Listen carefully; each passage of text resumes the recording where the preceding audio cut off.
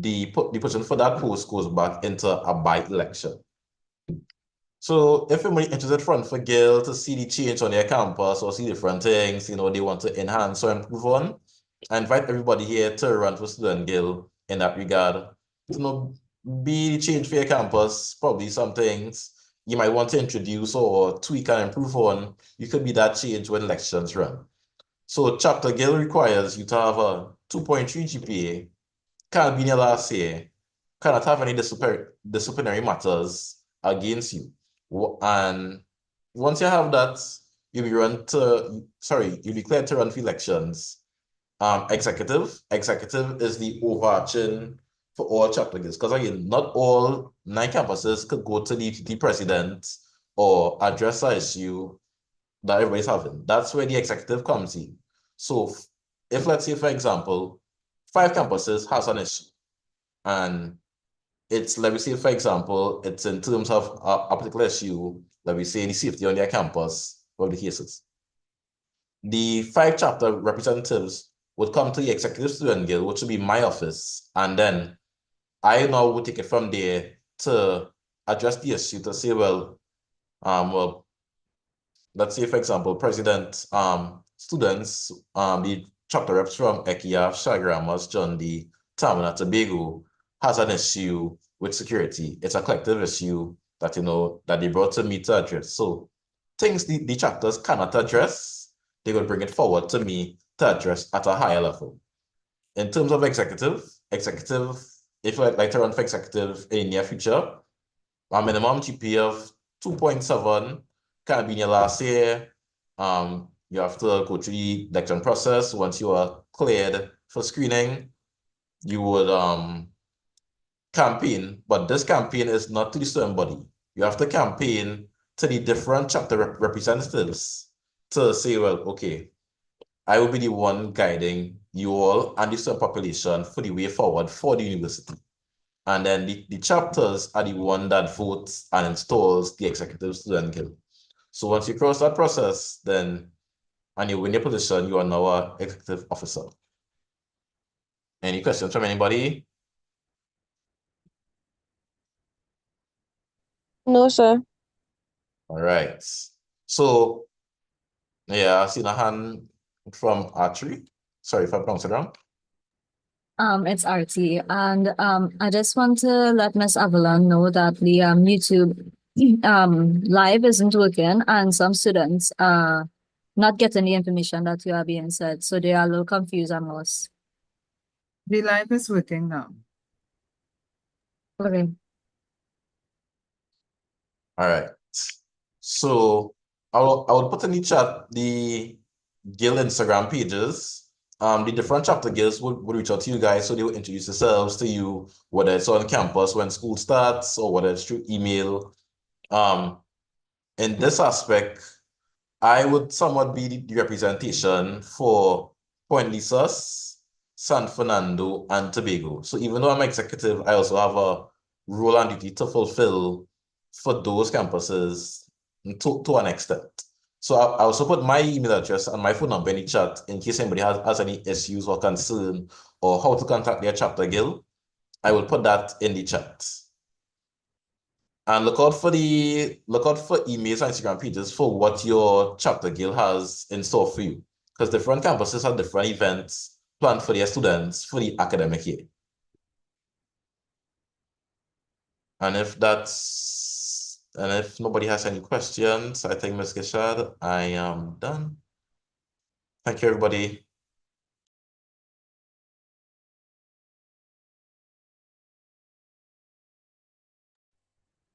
All right, so no questions for Mr. Hewitt. Again, Alex, did you post your contact info in this chat? This is the person that you harass. I make no apologies for saying that. This is who your guild is here to serve you, the students. Okay, that made a hand go up, Alex. Jovel Colimo. Hi, morning. I just wanted to find out. I seen they say Wednesday afternoons they'll have something like a free period for recreational activities. So it's not that Wednesday we have class in the evening?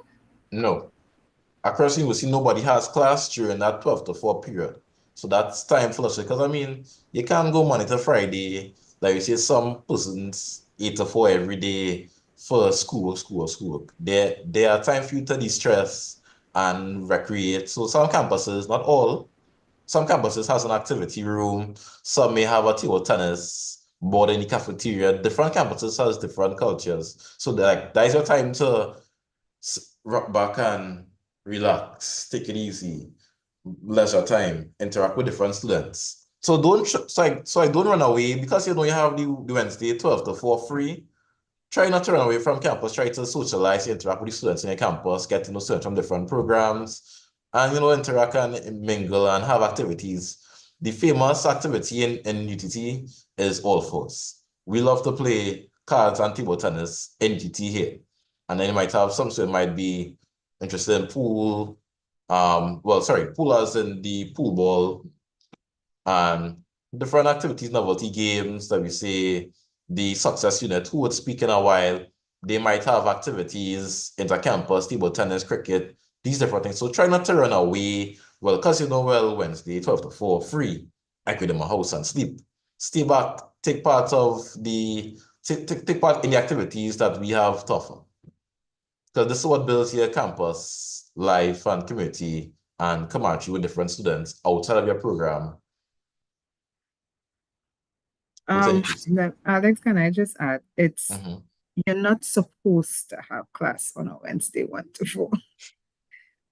And if you do have class Wednesday 1 to 4, you could write me. I mean, because again, it does happen, and because like the students don't know any better, they kind of stuck in that overwhelmed. Again, you might probably take that Wednesday 12 to 4 to catch up on assignments or studies rather than going from class to class, from your house to school to classes all day, to come back home to repeat next day for 5 days a week. So that Wednesday 1 to 4 gives you a bit of a free period to relax, take part in activities, catch up on assignments or revision that you may have outside and outstanding. Great. Anybody else? Any questions?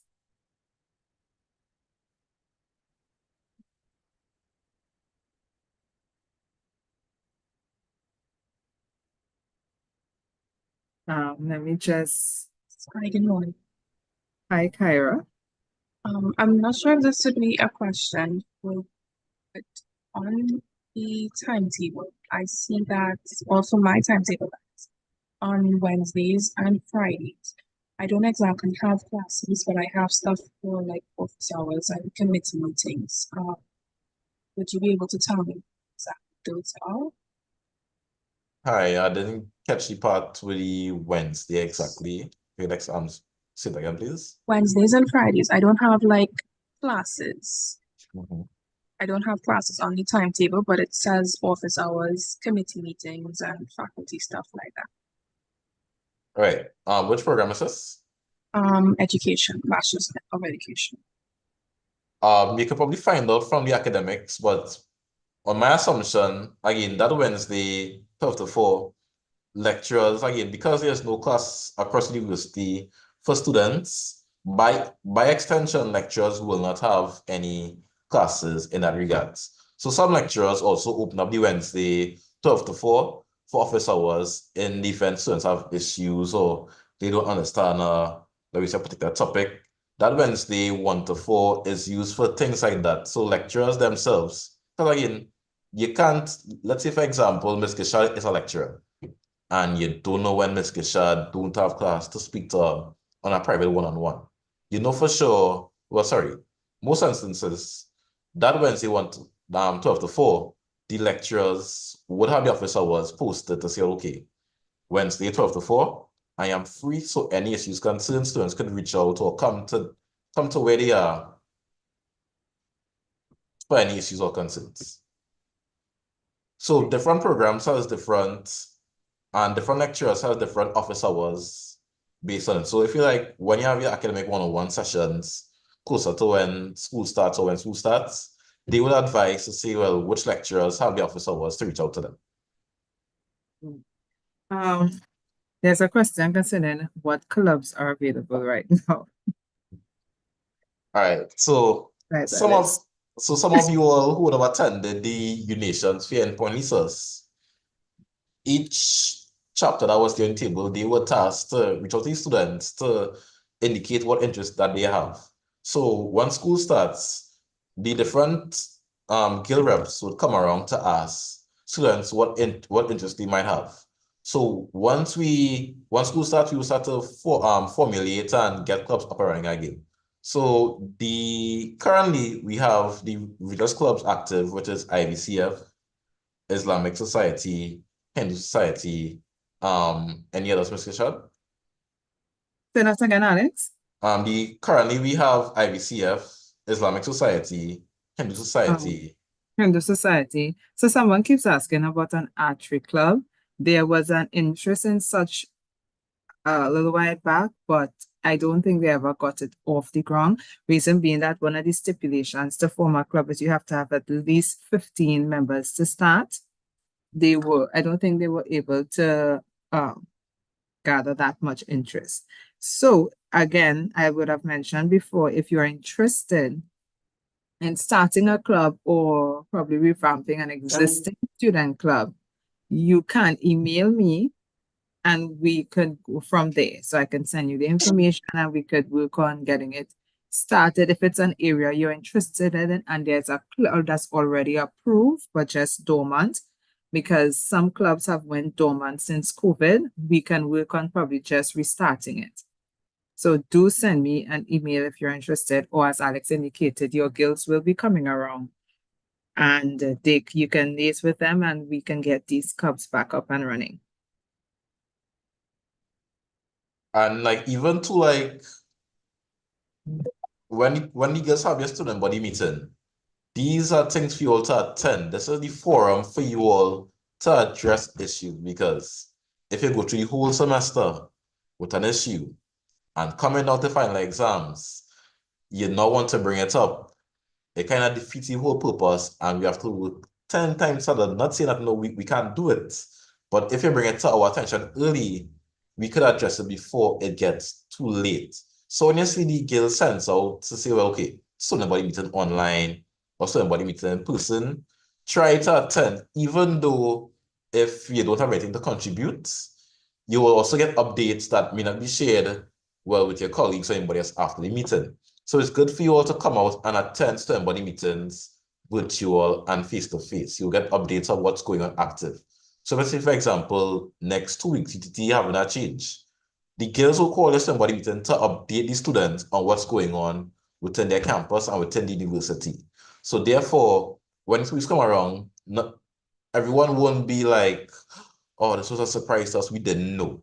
Because somebody forums are to address and update the students within their university community.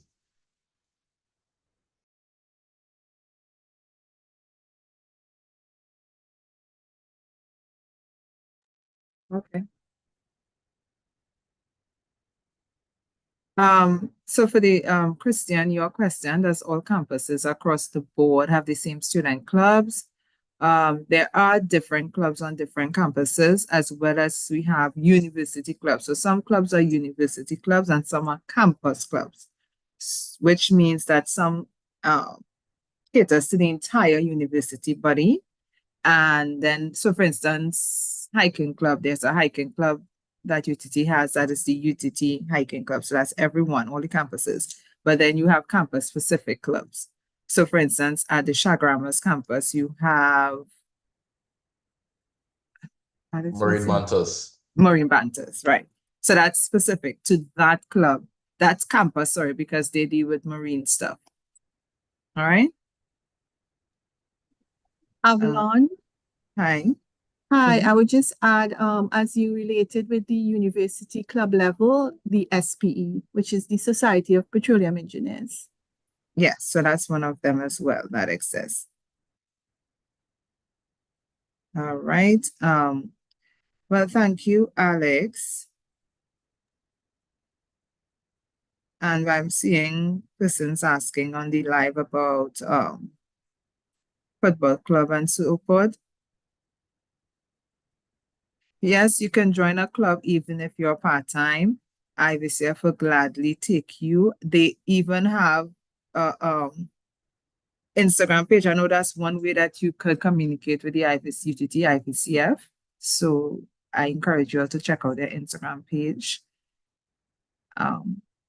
Great. Thank you, Alex.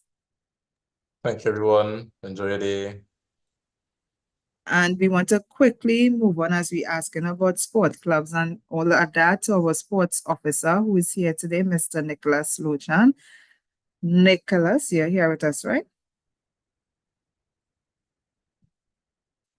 Did I lose him? Hi, Avalon. I'm here. See me? Yes. All right, morning, everyone. I just want permission to just share a quick document. You can share, Nicholas.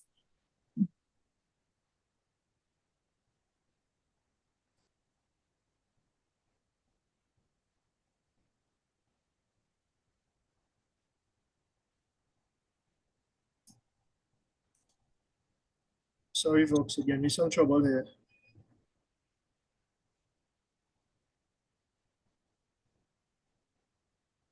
So a lot of you are asking questions about sports club. I'm saying cricket, swimming.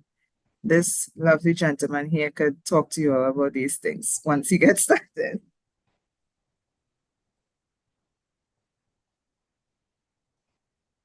Avalon, Hmm? by chance, I'm not getting to share the PowerPoint. Share is at the bottom of your screen. You see I know that that's not going through, but for whatever reason, nobody's sharing, so you should be able. Okay, it's you coming. don't see it now? All right. Great. Hi, morning, everybody. I'm here to represent the Success Unit.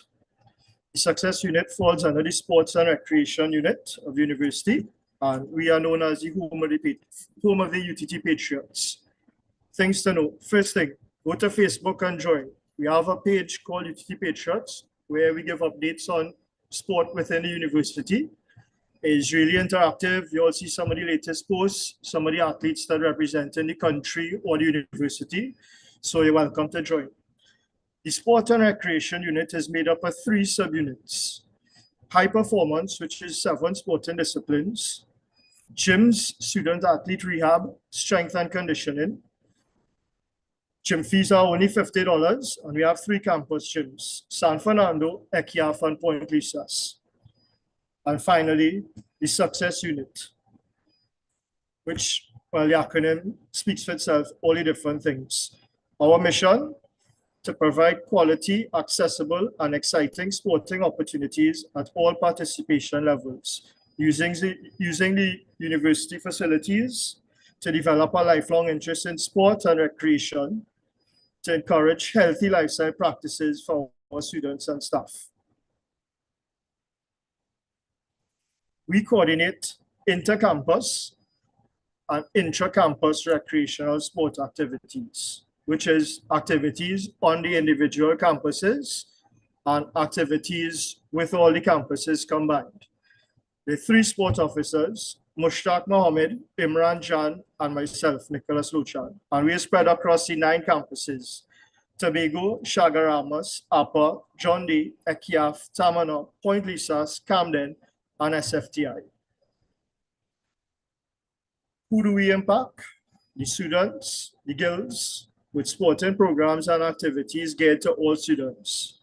The UTT campus gyms and the campuses that have activity centers. UTT staff, again with same sports activities and access to gyms. Other tertiary institutions where we have competition between them in different sports through FISU, and then communities and general sports enthusiasts like community clubs, companies, sports leagues. Likewise, we do some school visits, training, and awareness programs. What we did in the past, we had inter-campus football, inter-campus cricket, table tennis, national aerobaton, hikes, chess, All Force Championship, dragon boat racing, and student sports day.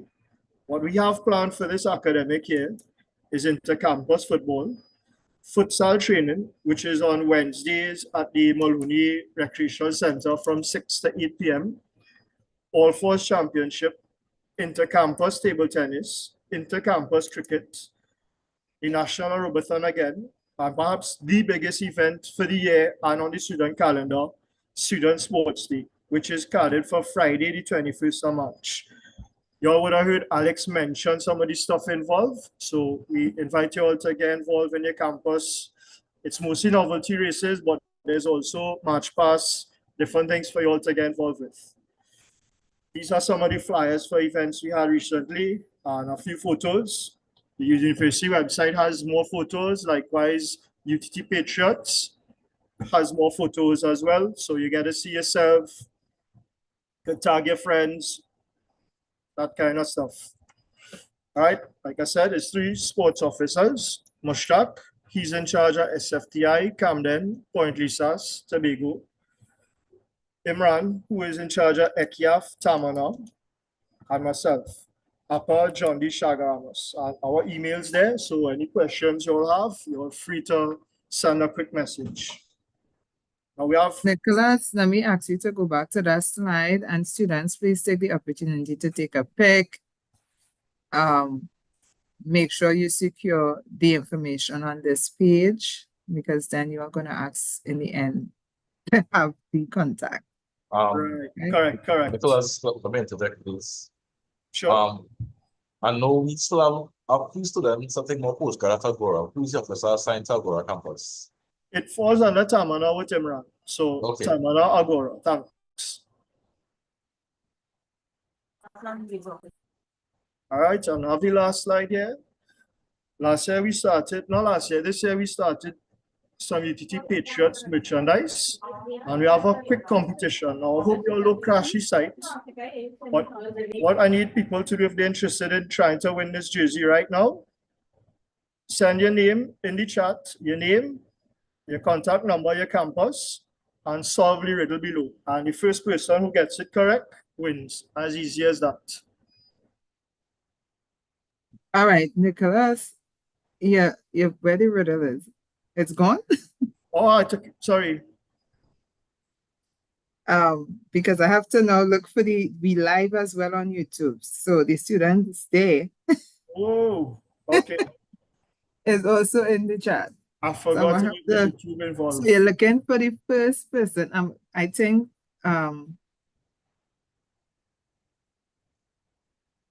Mr. Pritchard is here so he can help. Somebody say celebrity.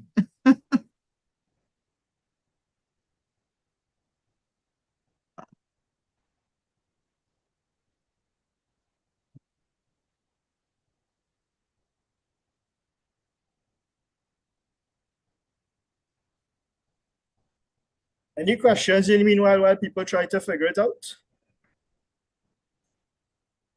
Could I take off the share now? Or people still need it? Still needed. Not sure. This is all I'm the not juicy- seeing any responses right now in the All right, no problem. live, but here But yeah, this is somebody what we try said, to do to brand. well, I'm seeing I rather be. I saw something. I rather fly an airplane than a fan. No, Nah, nobody got it yet. I rather be a patriot than a fan. Patriot is quite close. It starts with a P, but it's not Patriot. I rather be a patriot than a fan. Caitlin George. I rather be a Caitlin UTT George is the patriot. correct person. Caitlin George. Yeah. So she could contact me with her name, number, on campus. Okay, Caitlin George. Yeah, Great. she contacts me. She got one of these jerseys Yay. to her campus.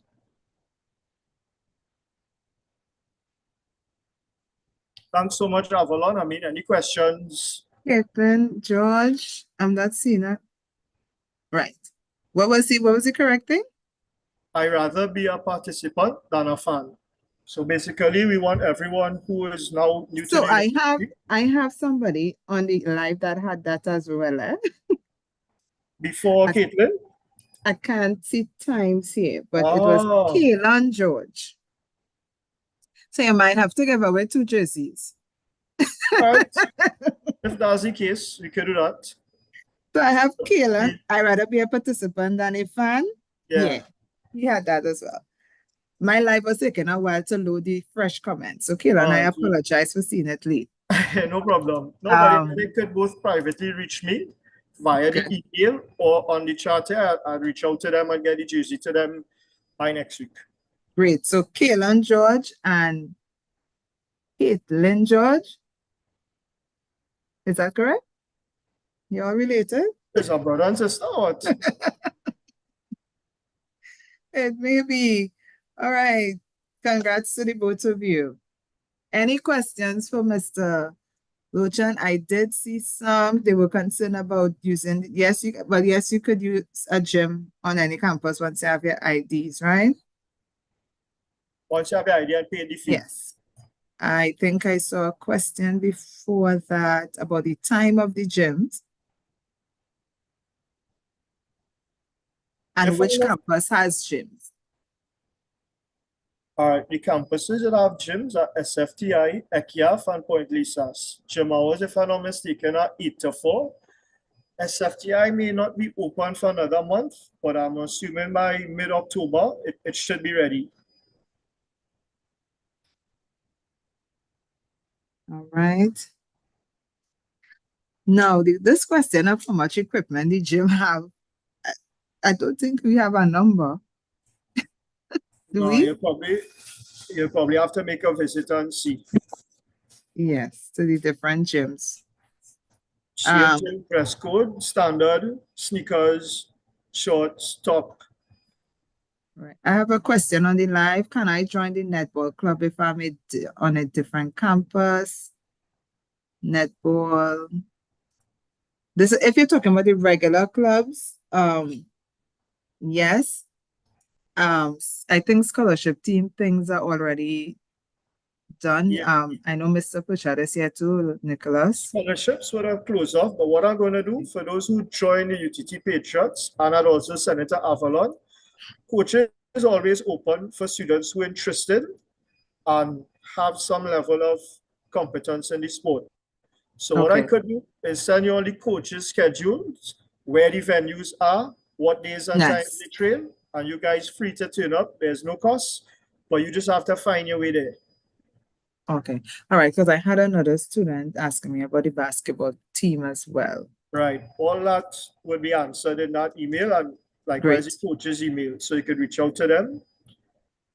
There is volleyball, table tennis, track and field, men's cricket, women's football, men's football, and netball, well, women's netball. I don't think I left out anything. That's the 7 disciplines.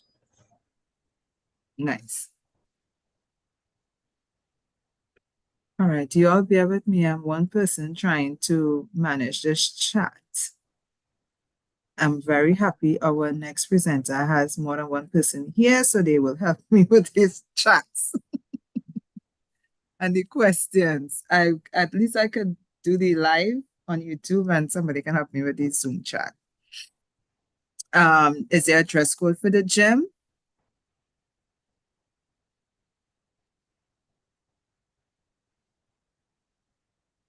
Nicholas, so you're dressed in gym clothes? Yeah. Yes, standard gym clothes and sneakers. Yes, there's a cricket team, as we mentioned, Nicholas mentioned. There's a university cricket team. Does John D have a gym? No, John D has no gym. At the moment. And for those asking about joining a team, as he indicated, he will send that information. Right. All right. No swimming. No, I don't think swimming was mentioned. Maybe soon. Maybe if we have enough interested persons, a team could form, right, Nicholas? I don't see a problem. So if you're all interested, you have the contacts of all the sports officers. Put forward your interest. Maybe if enough persons put forward for, I'm seeing badminton, I'm seeing swimming. If there's people interested in something that wasn't mentioned, contact them. I'm sure they will be willing to put something together if they have the resources to. All right.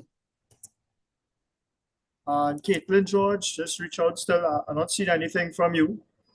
So Caitlin and Kaylan, send your information to Mr. Lochan so you can get your prize. Send the campus as well, so he can ensure it's at that campus for you. Kyra Melville, go ahead. Hi, good morning. What's the name of the Instagram page? Oh, it's not Instagram, it's Facebook. Oh. UTT Patriots. Okay, thanks. No problem. Avalon.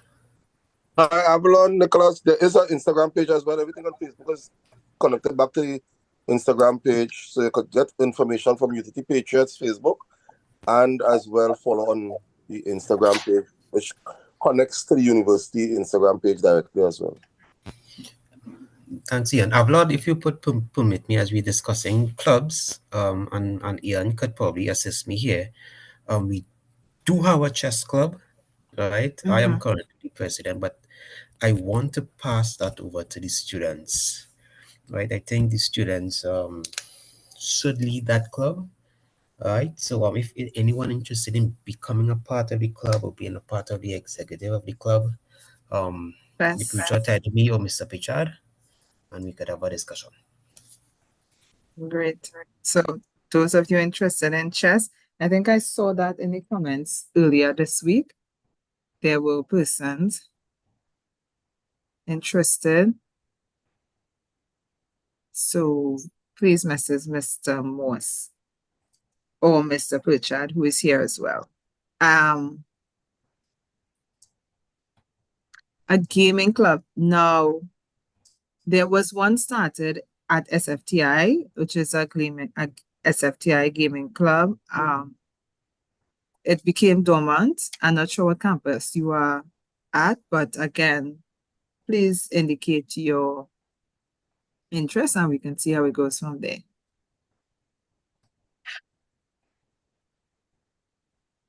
Is there a conventional gym in EKIAF? I'm reading both chats. EKIAF has a gym, right? Yeah, EKIAF has a gym. Function, yes. Yes. Okay, Kaylan, Mr. Luchan, I think he got your email. You got it, right? This one is Kaylan George. He wants to know if you got his email. He wants to get his t-shirt. Yeah, yeah, Kaylan, I did. plain.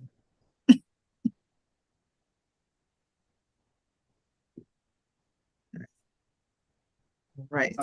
All right. I hope I got all the questions. If you have something pressing that was not answered, Caitlin, not in the chat. You need to post that information, email him that information, okay? She put it in the chat, Nicholas. Not sure if That's you all right. could. That's okay. I'll call up. Thanks. All right, great. All right, thank you to this.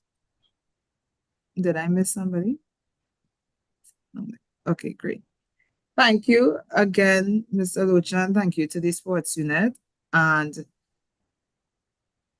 I hope this information was beneficial to you all. It's not all, you know, work, yes, work, but fun as well. We have to have balance. That's important, right? During this journey, we don't want you all to malfunction and overheat, right?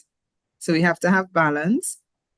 Again, I hope you all took pictures of what was up. As for the information to contact Mr. Lochan and his team so that you all could email them any other additional questions you'll have. So we're going to move on to our final presenters for this morning from student accounting. So all these questions you all had, they are going to present. And we have... Hi, good morning. Hi. My So name is Anissa. I'll through. Great. And I think there's two other persons here. Yes, so Jai there would Devi. also be Jai and Devi who would be answering some of the questions. Unfortunately, we are with student accountant in terms of we would not be as fun as the other presenters this morning. We are more responsible for ensuring that all students pay their fees, whether it be registration fees, whether it be tuition fees. If it is you're applying for GATE, go through GATE, do your application on an annual basis. We'd let you guys know about holds, various holds that may be on your account and what it relates to. So I am going to share my screen. Before we start, I'd just like to suggest that you guys get a pen and paper so that you can jot down things that are most important information that will be shared now.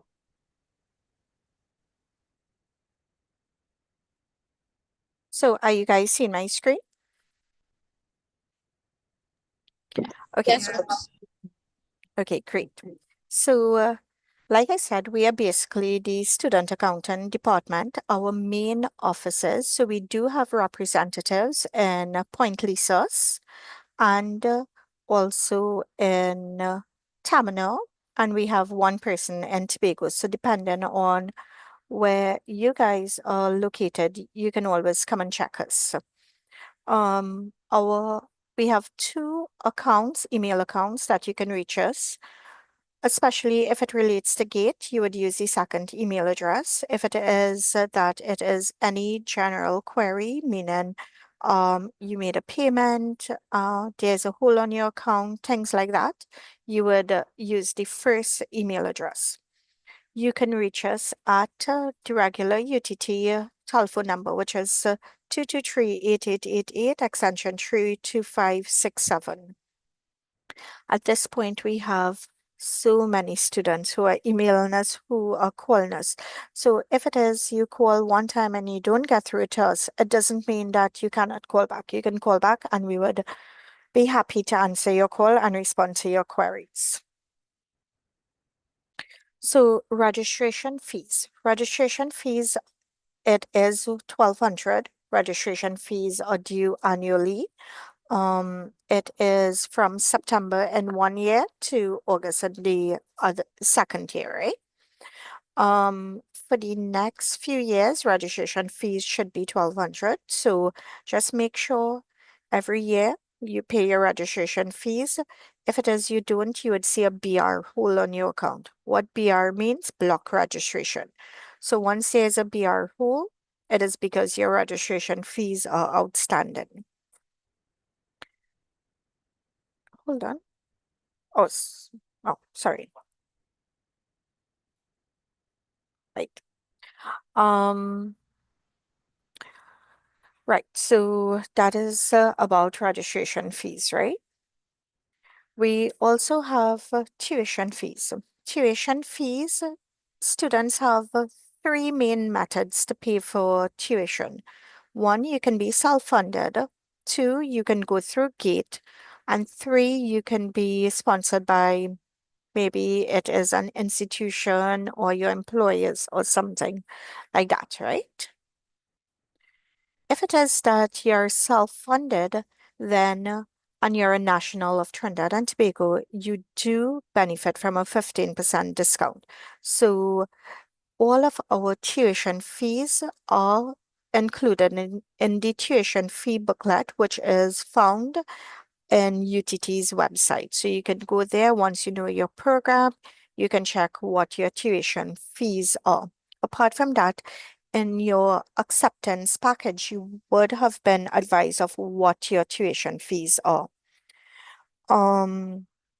Payments are due at the beginning of each semester if you're self-funded. So let's say your annual tuition is 12,000, you would get a 15% discount, which means it would be 10,200.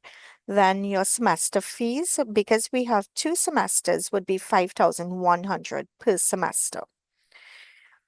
Students sometimes may not pay on time, in which case their account would be placed on an AR hold. What AR means is accounts receivable hold.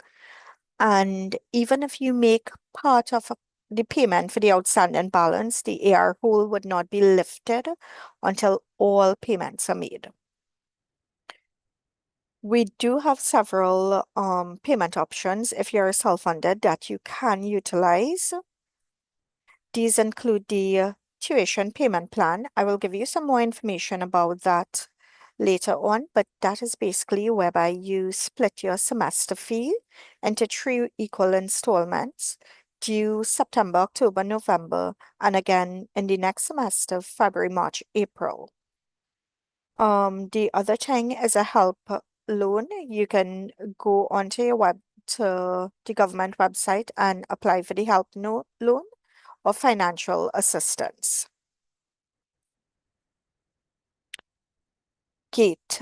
A lot of students who are new students, they may wish to utilize GATE. In 2022, GATE changed their funding structure. Oh, sorry. An AR hold is when students are placed on a hold because they're owing fees for whether it be tuition or repeats. And your hold would not be removed until all the payments were received. Are you clear on that? Okay, so back to GATE. Can you all save a lot of the questions for after? After we'll be answering the general questions.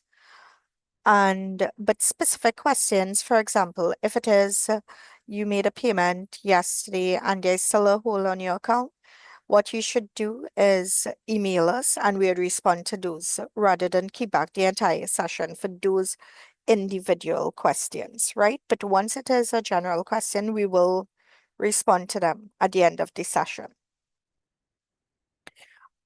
Okay, so GATE, they are funding a certificate and or a diploma and a bachelor. So let's say you are doing a certificate in applied engineering. They would fund you, but if you move on to do a diploma, they will not fund you. However, if later on you decide to do a Bachelor of Education, they will fund that. But that is their current policy. GATE sometimes changes their policy every few years, so please, you guys need to pay attention to any changes. The changes tend to come out around the time of the budget, so you need to pay careful attention to see if there are any changes. Also, if any of you are doing a postgrad, then GATE would not be covering you at this time. In applying for GATE, one of the major things to determine what percentage GATE is going to cover would be the means test. The means test is basically what is your household income, monthly household income. And depending on the monthly household income, they would decide what percentage they are going to be funded. In some instances, what we have been seeing is that GATE might ask a question. So GATE might ask you, because maybe you did not provide all the information they require in doing the means assessment. So they may ask you to provide additional information. Students then have 14 working days in which to provide this information. If it is that you do not provide the information, then by default, GATE would most likely award you 50%. So it is very important when you are applying for GATE, you always check your emails because they would be emailing you with any queries. They would be sent it to the email address that you would have provided, right? So always check your emails. Even if you apply, you can log on to their website and see where your application has reached. Sometimes they would also cancel your application. So you cannot say that you applied and you are a GATE student. So you are not a GATE student until you have signed your GATE form. So that is very important. After you have been means confirmed, we would contact you, student accountant would contact you and ask you to come in to our offices to sign your GATE form, right? So you would then be required to visit either the Point Lisas campus or the Terminal campus, and also, well, you can visit Tobago campus to sign your GATE form. It is only when you sign your GATE form, then you would be clear of the tuition required for that particular year, unless you are 75% means confirm or 50% and you have settled that outstanding balance. Students who sorry, receive part GATE funding and have not just now, hold on. And have not settled their outstanding balance would be placed on AR hold. So it is very important that you do.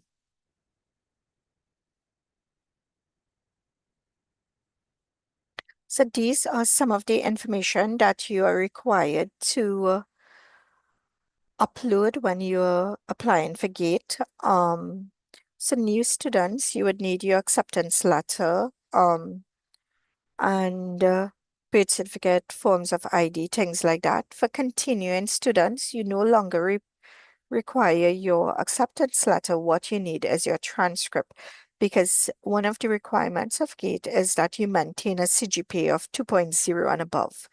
Once your CGPA has dropped to below that, you would be required to pay your tuition. If, let's say, in year 2, semester 1, you increase your CGPA, so let's say at the end of year 1, it was below 2, you would have to pay tuition for semester 1 and year 2. If at the end of semester 1, your CGPA has increased, you can apply for GATE for semester 2. If you're a sponsored student, okay, let me go back to one thing. So for year 1 students, we have seen that some students are using the acceptance email. So it's not the acceptance email. It is an acceptance letter. If it is you use the email, GATE would have sent you a query so you can check your application. And it would be that they are asking you for the letter, in which case you can request it. And once you get it, just upload that. Sponsored students, you would need to provide a sponsorship letter. After we receive the sponsorship letter, we usually prepare an invoice and and forward it to whoever is your sponsor. We have several payment options that students can use. So all of the fees that you will be paying can be made between one out of these 3 options. The preferred option is the first one, which is where you log into your portal and you can use your credit card or Visa chip card to make the payment. The reason we say that is the preferred option is because you as the student are logging into your portal. So once that payment is processed, we know this payment was paid by, let's say, student 151,600, right? And no matter what, it would be applied to you. Also, you get to select what you're making the payment for. So it's like you're shopping online. You select whatever you are paying for, then you enter your credit card information. At the end, you always check because you would get the notification that your payment was successful or it was declined, right? So in that way, you know for sure that the payment was received by UTT and it will be applied to your account. The second option is depositing it into UTT's bank account. Our bank account number is 1501631. What we have noticed over the years is that sometimes students, in using this method, they would input, so students are required to print their name and include their student ID. What we've been seeing is that sometimes student in paid and buy, they put their parents' name, or they may put in cash. That is not what you're supposed to state. You're supposed to state your student name and your student ID, because the bank and also student accountant, when that money comes into our account, we would not know who that payment relates to. So even if you were diligent and you went and you uploaded your proof of payment, it still doesn't assist us in tying that payment to you, the student. Payment 3 is whereby you can transfer from your respective bank account to UTT's bank account. One of the problems we have sometimes with this is that students would use their parents' bank account or someone else's bank account. In which case, what shows on the bank statement is the parent's name or another name, and we cannot tie in that name to the student.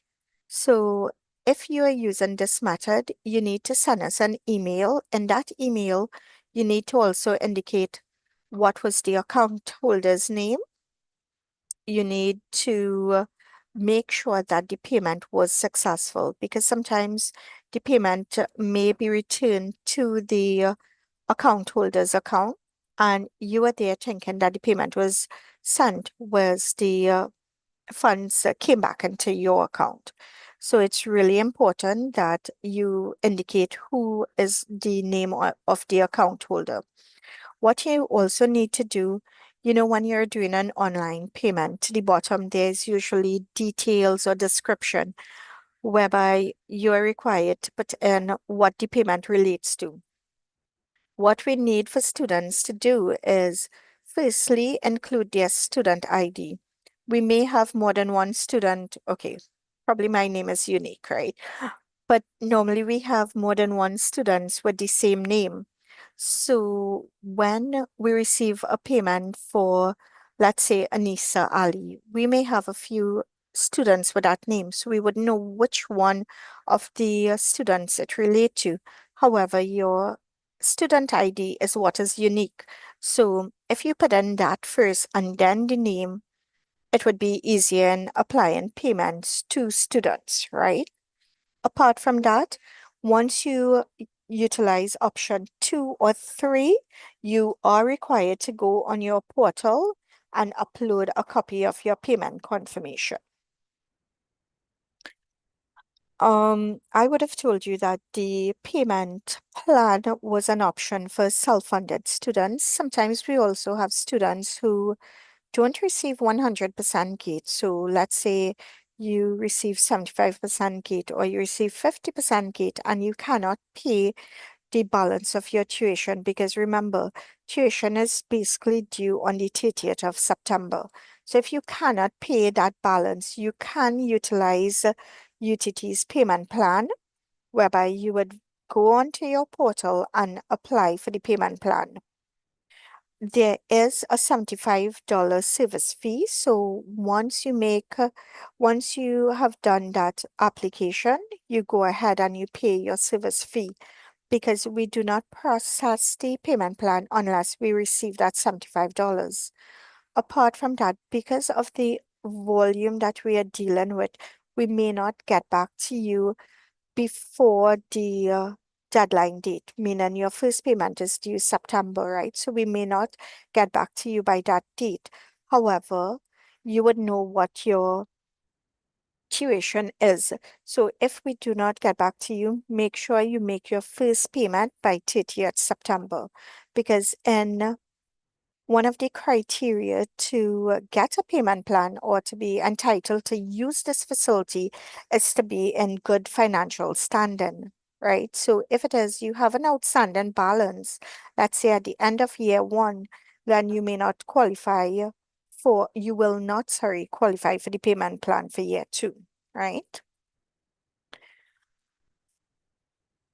So the installments here have been revised. It would be September, October, November for semester one, and semester two would be February, March, April.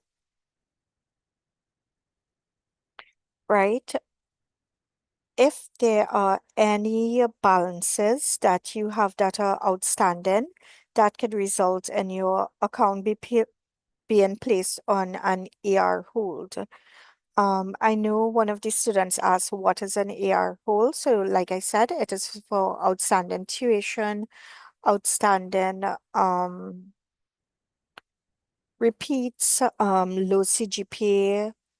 It can be that some students are owing fees for dorms, things like that. So once at the end of the academic year, you have an outstanding balance, your account would be placed on hold. We also have some students who apply for GATE for year one, and they don't realize that in year two, they are supposed to apply for GATE again. So just remember, every August, we are supposed to apply for GATE for the upcoming year. So all of you all who are going through GATE should have already applied for GATE. If you haven't, please do so as soon as possible.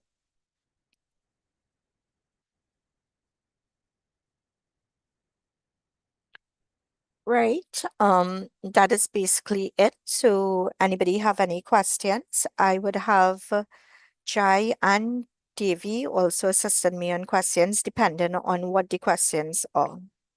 Before we go to the questions, let me just go walk through with them through my portal so Sure. that they can see how it actually works. You have to stop sharing the screen. Yeah.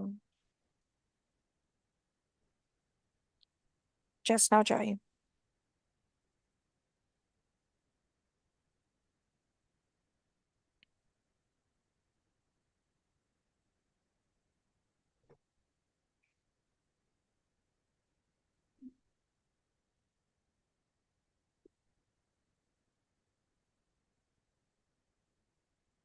So I would have posted our contact info in the chat.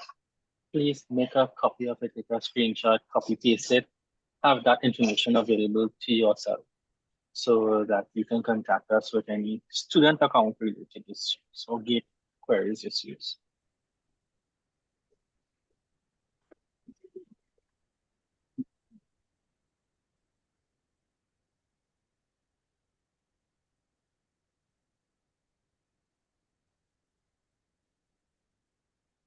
Okay, so I'm going to share my screen.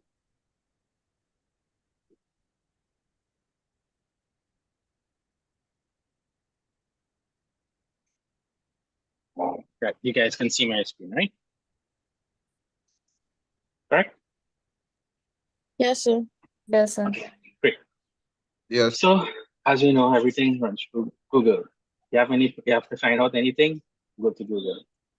Simple thing, UTT. The first result will be our team main website.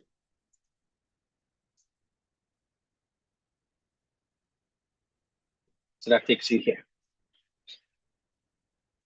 Under the campus services tab, here's where you will find everything you need that relates to you as a student: academic calendar, alumni, graduation, my portal, orientation.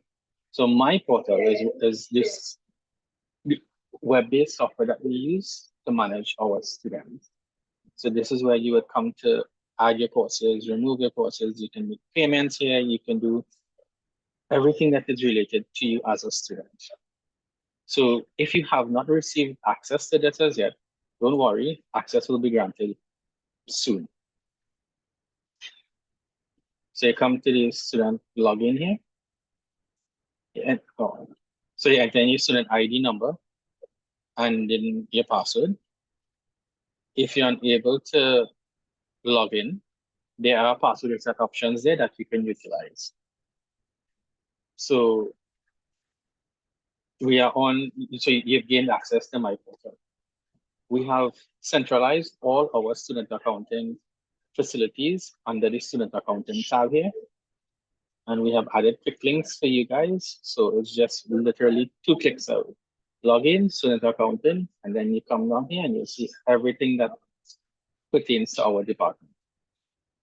So just as an FYI, my portal payments, you can use either credit card or chip Visa debit card to make payments. Any payments over $10,000, we recommend splitting it into 5,000 and 5,000, or splitting it so that it's less than the 10,000 per transaction. Because some banks have a transaction limit of $10,000, and the payment wouldn't go through. You'll be trying over and over and over, and then the payment just wouldn't go through. So just break down the payments into a smaller amount. Once it's less than $10,000, you should be fine. If you're having issues making the payments, you would have to contact your bank to find out what the issue is. So to make the online payments, you come to our online payment facility here.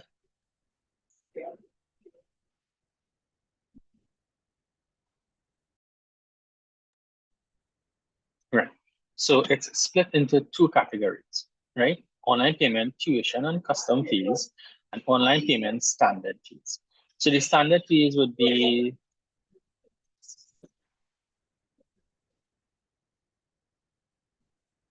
right. So you come in, this will actually say your name, right? So click on payment details, enter the year that you're paying for, what term, right? And these are the standard fees. So once you click on them, these fees will never change, right? So like the gym fee, the caution fee, right? So you click on add to cart. So you see it comes up as $500 here. So if you just read here, right? So you're selecting from the standard category field list, then click add to cart button. If the item does not show in the cart, this is the cart here, and you click on the add to cart button again. So you see it comes in here, so it's now added to your cart. Here, you can make changes in the event that you added something wrong. So you can just click the update button and select something else, click add to cart, and add to cart again. So click on add to cart twice, right? So once it's selected, right? So add to cart and add to cart again. As you can see, you can add multiple payments, multiple transactions there. So 10 and 25, and you can keep adding. Once you're satisfied with what you've added to your cart, you click here to submit online payments for processing.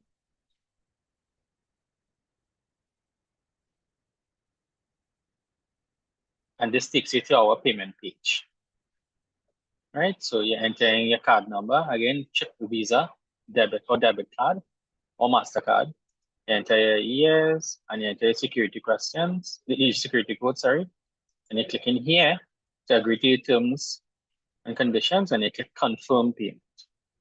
Once that is done and everything is okay, you will see 3DS complete, payment is successful. That what I showed you there was based on standard fees only. So now we go into tuition and other fees. Right? So here you'll be adding, select from one of the options. If you do not see an option here, there's the other option available. So let's say you're paying for a bachelor tuition. We always advise students to enter their fee details. It's actually a mandatory field. So you have to tell us what you're paying for, whether it is for semester 1 or as it goes, right? And this amount is not standard, so you can pay $1 up until the $10,000, right? No, that's just a range. We always advise students to pay as much as you can so that no AR hole is placed on your account. If an AR hole is placed on your account, when it's time to do exams and it's time to re-register, to add back your courses and so forth, you would not be able to unless your outstanding balance has been cleared. Right? So select one of the options here. Again, if you do not see an option as it pertains to you, You can select the other option, enter the details, click add to cart. So you see that it's come up here. And then you click to submit the online payment.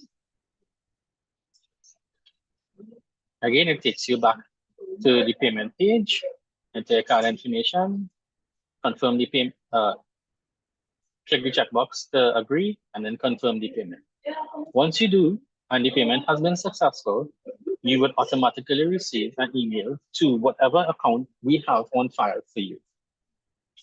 We always tell students, but you will all be getting an official UTT email address that will be yours forever. That is specific to you as a student. All communicate, once you have that email and you have access to that email, all communications made between the university and yourself must be done using your UTT assigned email. This is the only thing that authenticates you as a legitimate student of UTT requesting a service or an update or a request from us. Good so far? Any questions so far with regards to the online payments? Hi, yes, excuse. Sure. So it was mentioned, so when we use the online payment facility, a automated email will be sent to our student email? It will be sent to whatever email we have on file currently. Some students have not been. I did a payment yesterday and I didn't get any email stating that I made a payment. I used my Visa debit card. Right. Did it say 3DS complete and so forth? Yes, yes, it was successful. Right. And once you don't see anything in red that says denied or anything like that, it would have been sent an email address that we have on file. So if an account was already created for you, right, your student account, it would have been sent to that account. Do you have access to that account? Yes. Okay. Check back in the spam just in case. Okay, then I will. Yeah. But what did you pay for? Registration? For the payment plan, the $75 Oh, the $75. Okay, yes. No problem. Right. So here again, so do you remember there are three options available to you guys to make payments, right? So one is the online payment facility, the second one is direct deposit into the bank, and the third is the online bank transfer. Only if you are doing bank deposit, online bank transfer, do we require you guys to upload the proof of payment here. Sometimes the bank does not give us all the information as it pertains to that transaction, and we do not know who to assign that line of payment to. So here's where you come and you click upload proof of payment, and it is good practice to take a screenshot or a photo or anything of that of any payments that you're making right now. Keep it, have it archived for future and for present. In the event that you do not get a receipt within, let's just hypothetically, you paid now and a month passed and you haven't gotten a receipt, you need to contact us, because more than likely, the only reason you would not have been receipted is because it would have been a bank line that we did not know who to assign it to, right? So come here, upload the proof of payment. Hit next. So all these will be pulling directly from your student information. Here's where you'll be able to select what the proof of payment relates to, right? Whether it's certificate tuition or whatever, how much you would have deposited, and the date you would have deposited, right? You can enter, so if it's a repeat that you're doing, you can enter the course code, one, right? So that when this comes to us, we can now find the payment, validate the payment, and know exactly what to put the payment towards, right? Click next. And here you can upload the photo that you would have taken so that it can help us find the line for you. So again, this option is only required for students who are paying via bank deposit or bank transfer. If you're paying online using our online payment facility, this is not required because you would have already logged in as with your student ID, which is all that we need to ensure that the payment is assigned correctly to your account. Excuse, Anissa, one of the what's the things I wanted to add is, so in an instance where a student would have used their parents' account, for example, even if you upload your proof of payment, it doesn't necessarily mean we could match it to the student. So you need to also, in that case, send us an email with the information indicating the account holder's name. What we have also seen is students would have gone through the entire step that was just shown, but in the last page, they do not always upload their proof of payment. So just make sure you also upload your proof of payment there. To the question that was asked just now, I'm not sure. Another thing could be that sometimes payments are usually processed within 2 working days, processed by student accountant. So even if students make a payment, let's say on Friday evening, we would not see it until either Monday or Tuesday. And it is only when we see it, then we can actually receipt it. And once it is receipted, you will get a copy of the receipt in your email. So that could be another thing whereby students would think that they made a payment, but they didn't receive an email from us. It takes roughly 2 working days before it reaches our account and is processed. Jai, you can continue. Right. So I saw that people are asking about payment plans and so forth. Before I go on to that, so this is our program declaration form. We also ask that you guys fill it out as well too, so that we can know, based on what you are saying, how you plan to pay for this program. There are other resources here. You have a transcript request, a letter request, so letters if you need to go to the embassy or for your bank, anything like that. The tuition fees booklet is here. This is something that you guys need to go through because it gives you all the information as it pertains to the costing of the programs that you're doing. It's set up for undergraduate and postgraduate, so depending on what level you're doing, you'll select the respective one.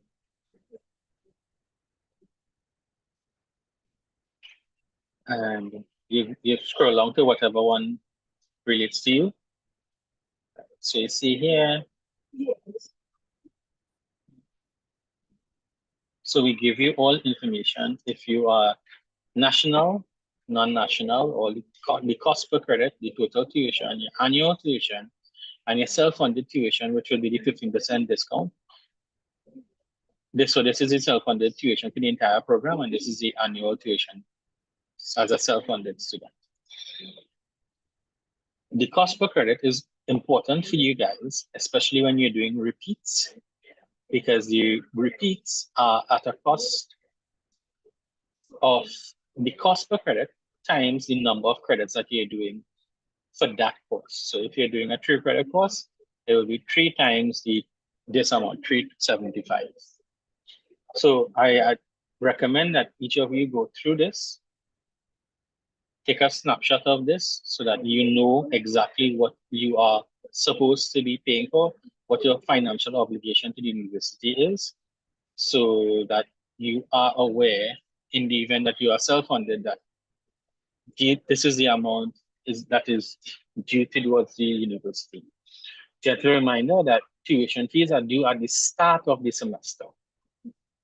Our tuition payment plan allows you to pay that tuition in 3 equal payments at the beginning of the semester. So we in September. So if you apply for the tuition payment plan, it's at the end of September, October, and November, no later.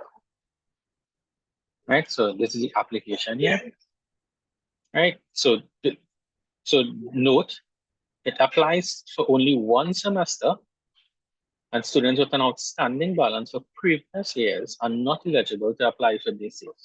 So if you have an outstanding balance for last year, now I know you guys are new students, right? But provided that we are in January semester, right? And you have an outstanding balance for September, which is what we're currently in, you will not be eligible to apply for the tuition payment plan, and you will be required to pay all your fees in full at the beginning of the semester. All right. Whether you get an email or not from us, your tuition payment obligation is effective regardless of your application status. So even if you apply, you still have to pay the amount. And we always recommend that you pay it by the 30th of September, which is the upcoming. As Anissa would have stated, there's a $75 service fee. If this payment is not received, the application will not process until that payment has been completed. Again, here are our payment options. And students who do not meet the payment dates will not be eligible to apply for future payment plans. All fees are for the current term and become due immediately. And student exam results will be withheld until payments are made. So in this one page gives you a lot of information. So again, you just run through the options and select which one best applies to you. Hi, good morning, sir. Sure. Well, I went to follow the payment plan form, right? But I am 100% self-funding my program, and I Right. did not see an option as to why I am applying for the payment plan. When they asked for requirements, I didn't see an option for me because When you ask there for? was 25% gate funded and 75% self-funded. That option, but I'm not seeing like for 100% self-funding. So you will be a new student, Correct. full-time, Part-time. right? National, Yes. academic year, so semester 1. So the purpose of the payment plans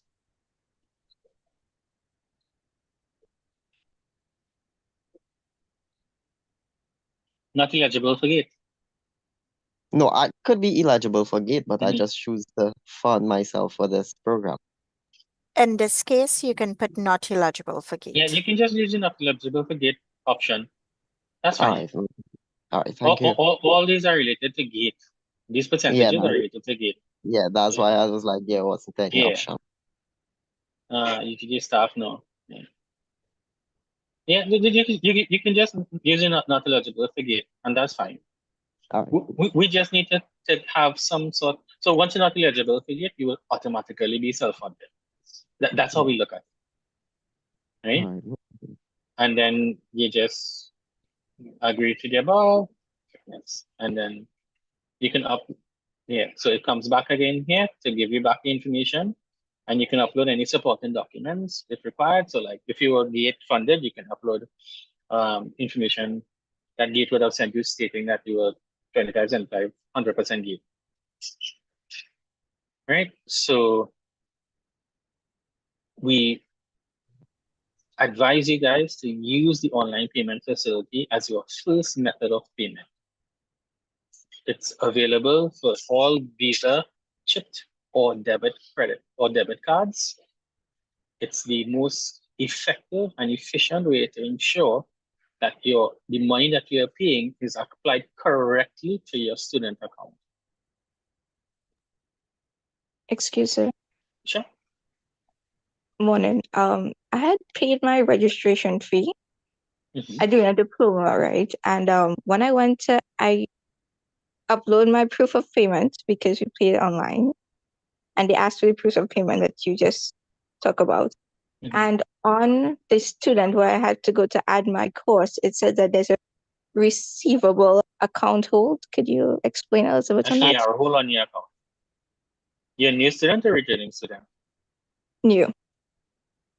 Okay, you'd have to contact us, send us an email, and we'll have to follow up with your to see what's going on with your account. Can you please give me your student ID and an email would be sent to you? Is 102683. Okay, great. Thank you. One thing. And one more question. Oh, Oh, sorry. Sure, go ahead.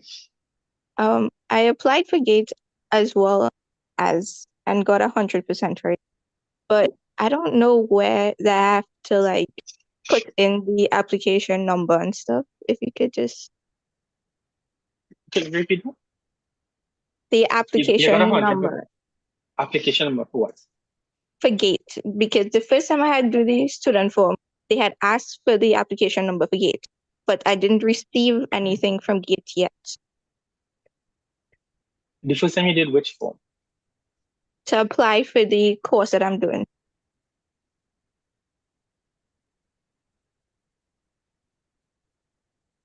I'm not following you. That's what I'm trying to figure out.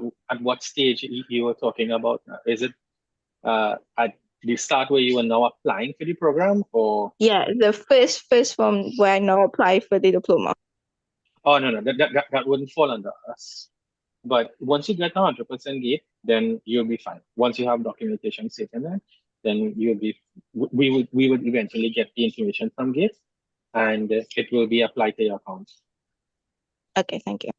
Right. Jida? Just one thing before we move on, as it pertains to the tuition payment plan, right?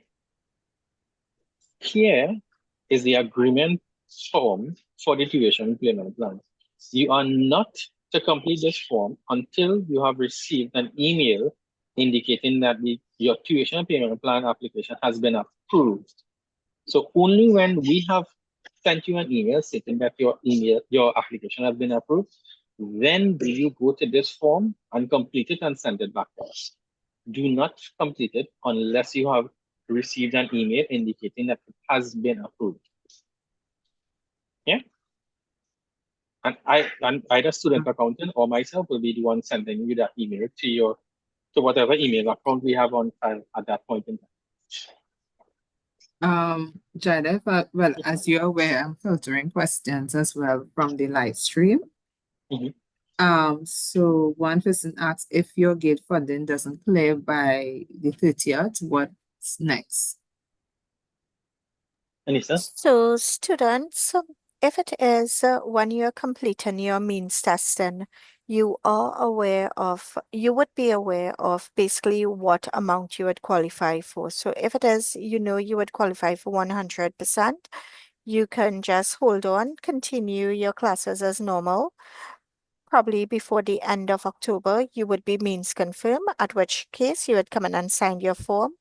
However, if you qualify for 75% or 50%, you would be required to pay your 25% or 50% by the 30th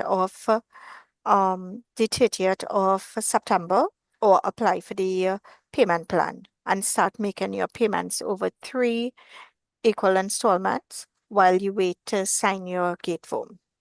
So you're continuing classes, adding your classes, attending your classes, everything, but just make sure you paid your balance that is due by you and or apply for the payment plan.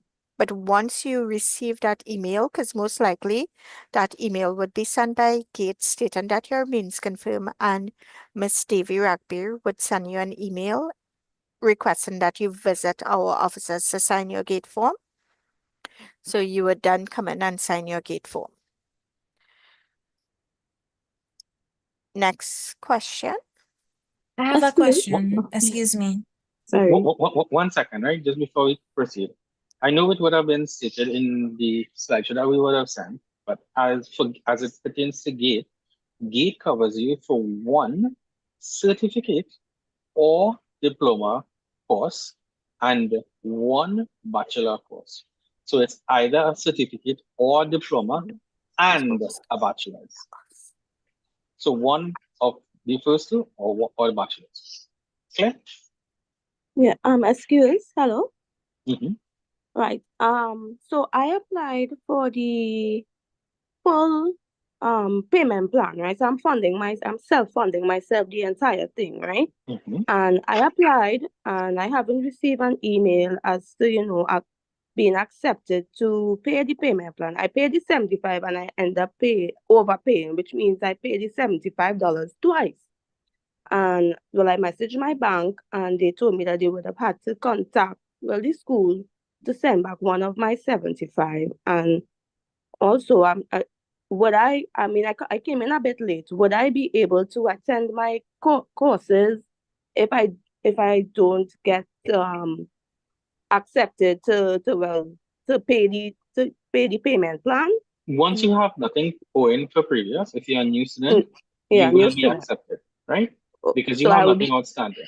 And right? also, I'm only seeing that I applied for the 5 courses and I'm only seeing admitted to 2.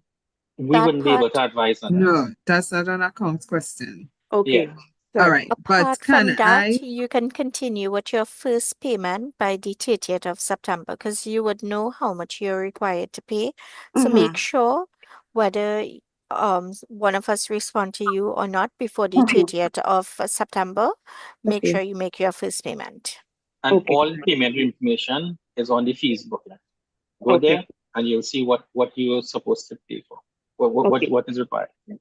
Okay, so and with regards to the double payment, because I paid That's the okay, 75 right? So twice. if the payment has been received in our account, all we will do is receive the payment, is the additional $75 towards your outstanding for the payment plan. Okay, no problem. Okay, thank you very much. Can we use the process of the raising of the hands and you ask your questions? Thank you. And well, I will filter what I can from the chat. I already saw Jade was responding to most of your in the chat. Yeah. Okay. So we Next can question. A question, excuse me. Okay, so let's go with Samantha. So my mother made the tuition payment for me on her bank account, and I don't think her bank allows her to put like my student ID and stuff like that. And I deposited the bank slip on my my portal, and I got the email from student accounting that the slip was deposited, but I didn't get a receipt. So am I supposed to email back student accounting with her bank number and a picture of the slip? When did you make the payment? On the 10th of September. Okay, so that's some time past. Yes. So forward us a copy of your proof of payment to the student account queries in email account, and we will reply to you accordingly. Just as I'm seeing the questions here, please note that it does not cover registration. Registration is $1,200 and you are required to do that.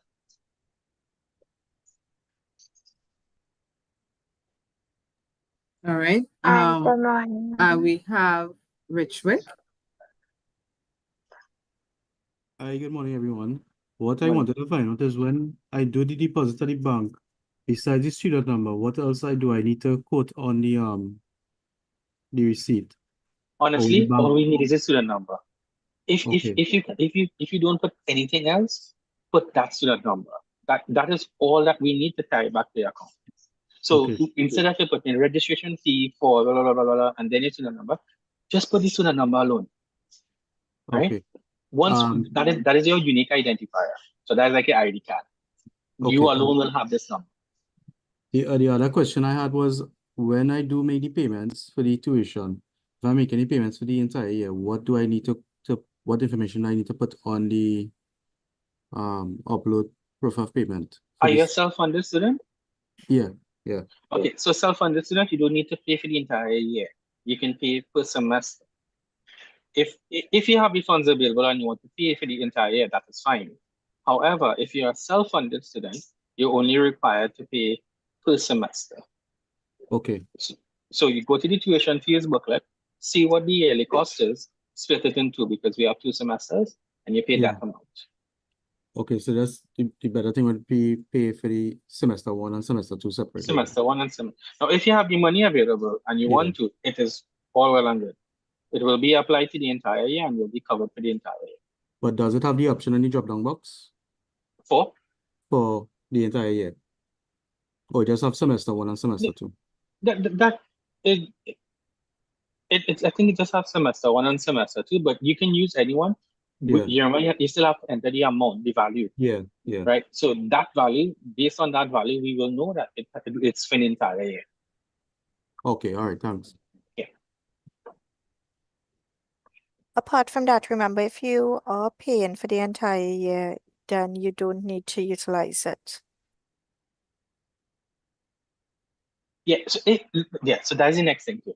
If you have funds available to you and you can pay for the entire semester or year in one lump sum payment, you do not need to utilize the tuition payment plan. Tuition payment plan is only if you want to split your payments for the semester into 3 equal payments, September, October, November. If you have the funds available and you can pay the full amount, you do not need to apply for the payment plan. Oh no, Just this was when yeah. I uploaded the proof of payment, no? Right. Yeah, no, but Okay. just talking general to everyone else now, so that they are aware that the tuition payment plan is, if it's not required and you can pay for the semester or for the year, you feel free to go ahead. The other thing, right, is that please note that GATE is a separate entity from us. While we liaise with GATE, all information as it pertains to your applications and the statuses and so forth, you guys need to contact GATE directly for that. They are the only ones that will be able to give you proper information as to where your application is in status and how to proceed if they require additional information. GATE sometimes require additional information from you. So I advise you guys to keep checking your emails periodically, because if the information isn't re-uploaded, the information that they're requesting from you is not pre-uploaded within a certain time frame, your application will actually be cancelled. And we have seen it happen to students, and we do not want it to happen to you guys. So just as a recap, as it pertains to GATE is once per academic year. The academic year runs from September to August, right? As you guys know, your academic year is September to August.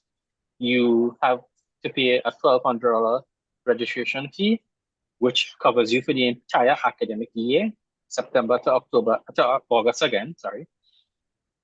GATE is a separate entity, so all your updates that you need to contact GATE.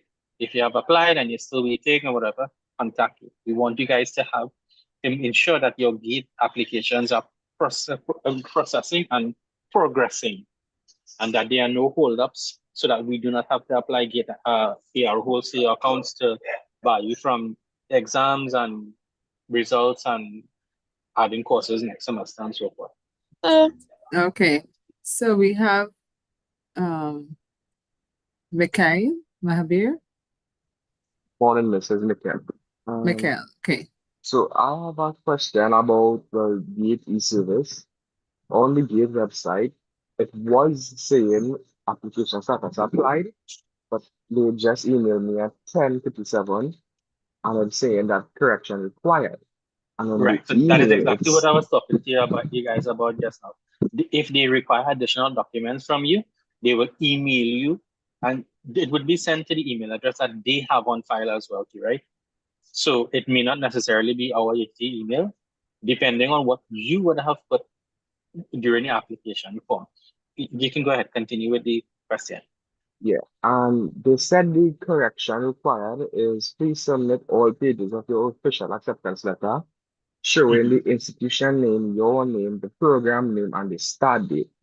Right. And they have a next one that says the institution signature. And I sent everything, but I don't know what they mean by institution signature. Is Do it I have that to? you would have submitted the email or the actual acceptance letter? Because it could be that you did not submit the letter. The letter is a PDF form. In PDF format, sorry. Oh, I thought it was the email itself. So I printed it out. Right. Okay. So that is where the discrepancy was. So you need to submit the official acceptance letter, not the email. Okay. So you would have gotten a PDF attachment on the email. That's where you need to submit. Okay, I found it. Thanks. Okay, great. Next. Thanks. The same thing happened to me So, with Gate. I sent in the email instead of the acceptance letter, and they sent me the same thing. So I had to email the school and ask them for the acceptance letter. okay, Okay, thank so in the you. event that you have not received the acceptance letter, you would have to send an email. 1 second. Hey, just give me 1 second. I'm just.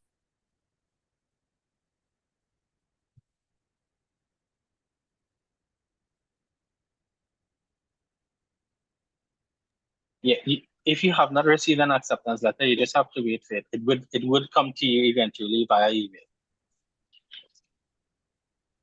Okay, great. Elizabeth Bartlett. Hi, good day. So I have made a mistake with my GATE application, and they would have sent me back a message, right, to make the correction, and I did. And with that, the response was sending me a receipt of the GATE application correction, right? And that was the last email or anything I would have received from them. I want to know, like, how long after that it's supposed to take for I to get my percentage. How long ago was that last email? Right, that was the 24th of August. Yeah, call them and follow up with them.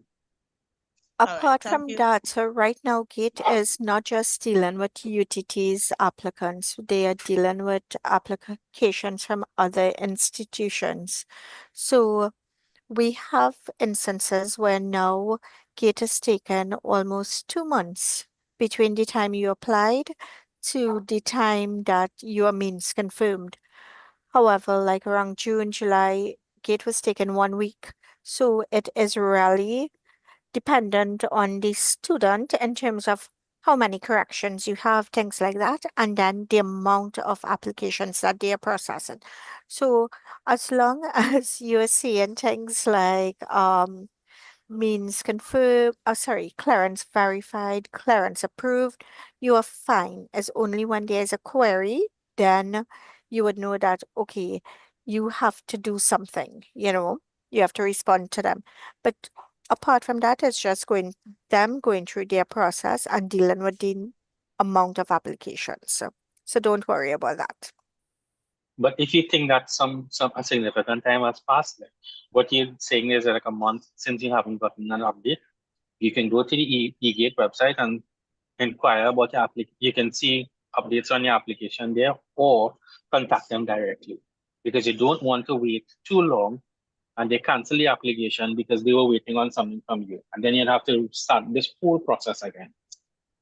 Okay. Jaidev, I don't know if maybe you can help me with this question. Somebody's saying that to submit the proof of payment for the registration, they have to put in a course code. No. Okay, Proof of payment, yeah, the course code is optional. The proof of payment course code option is if you're doing repeats. So we would know that this money has to be applied to this repeat. So like some students would be doing 3 repeats, but they pay 1 at a time now. So we would have to know what course you're to receive the money to. Right. Okay, so Hello? Yes? Yeah, it's me, Shanice. What I want to find out, right? When you sign up for GATE funding you from 2024 to 2025 till the last month, which is August, or they funding every semester? No, it's for the academic year. So it's into 2024 into 2025. It's from Yes. yeah, September academic year is September 2024. to thing, yes. Yeah, to August 2025. 1 year. So I don't have to sign up for GATE after the semester. No, you don't have to sign up for GATE in January. That's the second semester. You sign up for GATE each academic year, which is in July or August. So the next time you would have to after sign next up year- is in September next year. Oh, in August, sorry, September August next year. August next year, I have to sign back up with them. Right, For and the this is what second year. for the second year. And this is But what we want if it students to do. is, if it is all your results are in July, please do so as soon as all your results are in and your CGPA is above 2.0, because sometime in August and September, you'd be dealing with a lot of other applicants. So the earlier you apply, the better it is for you, because it means that they would process your application much faster, right? So once all Yeah. your results are in, you apply immediately. All right, no problem. Okay, great. All right. Shalisa, next, I need you all to go with the flow. We have a raise your hands policy at the moment. In addition to that, I'm going to need you all to pay attention to the responses to the questions, because some of the questions being asked, the answers were given already. And we really want to not keep them here forever, even though we can. So, okay, you answered my last question, filtering from online. I will be going to Ashriel. Luke. Hi, good morning. I just wanted to find out if USTEP students can apply for the payment plan as well, or does it have to be a bachelor's or a certificate or diploma? Repeat that again.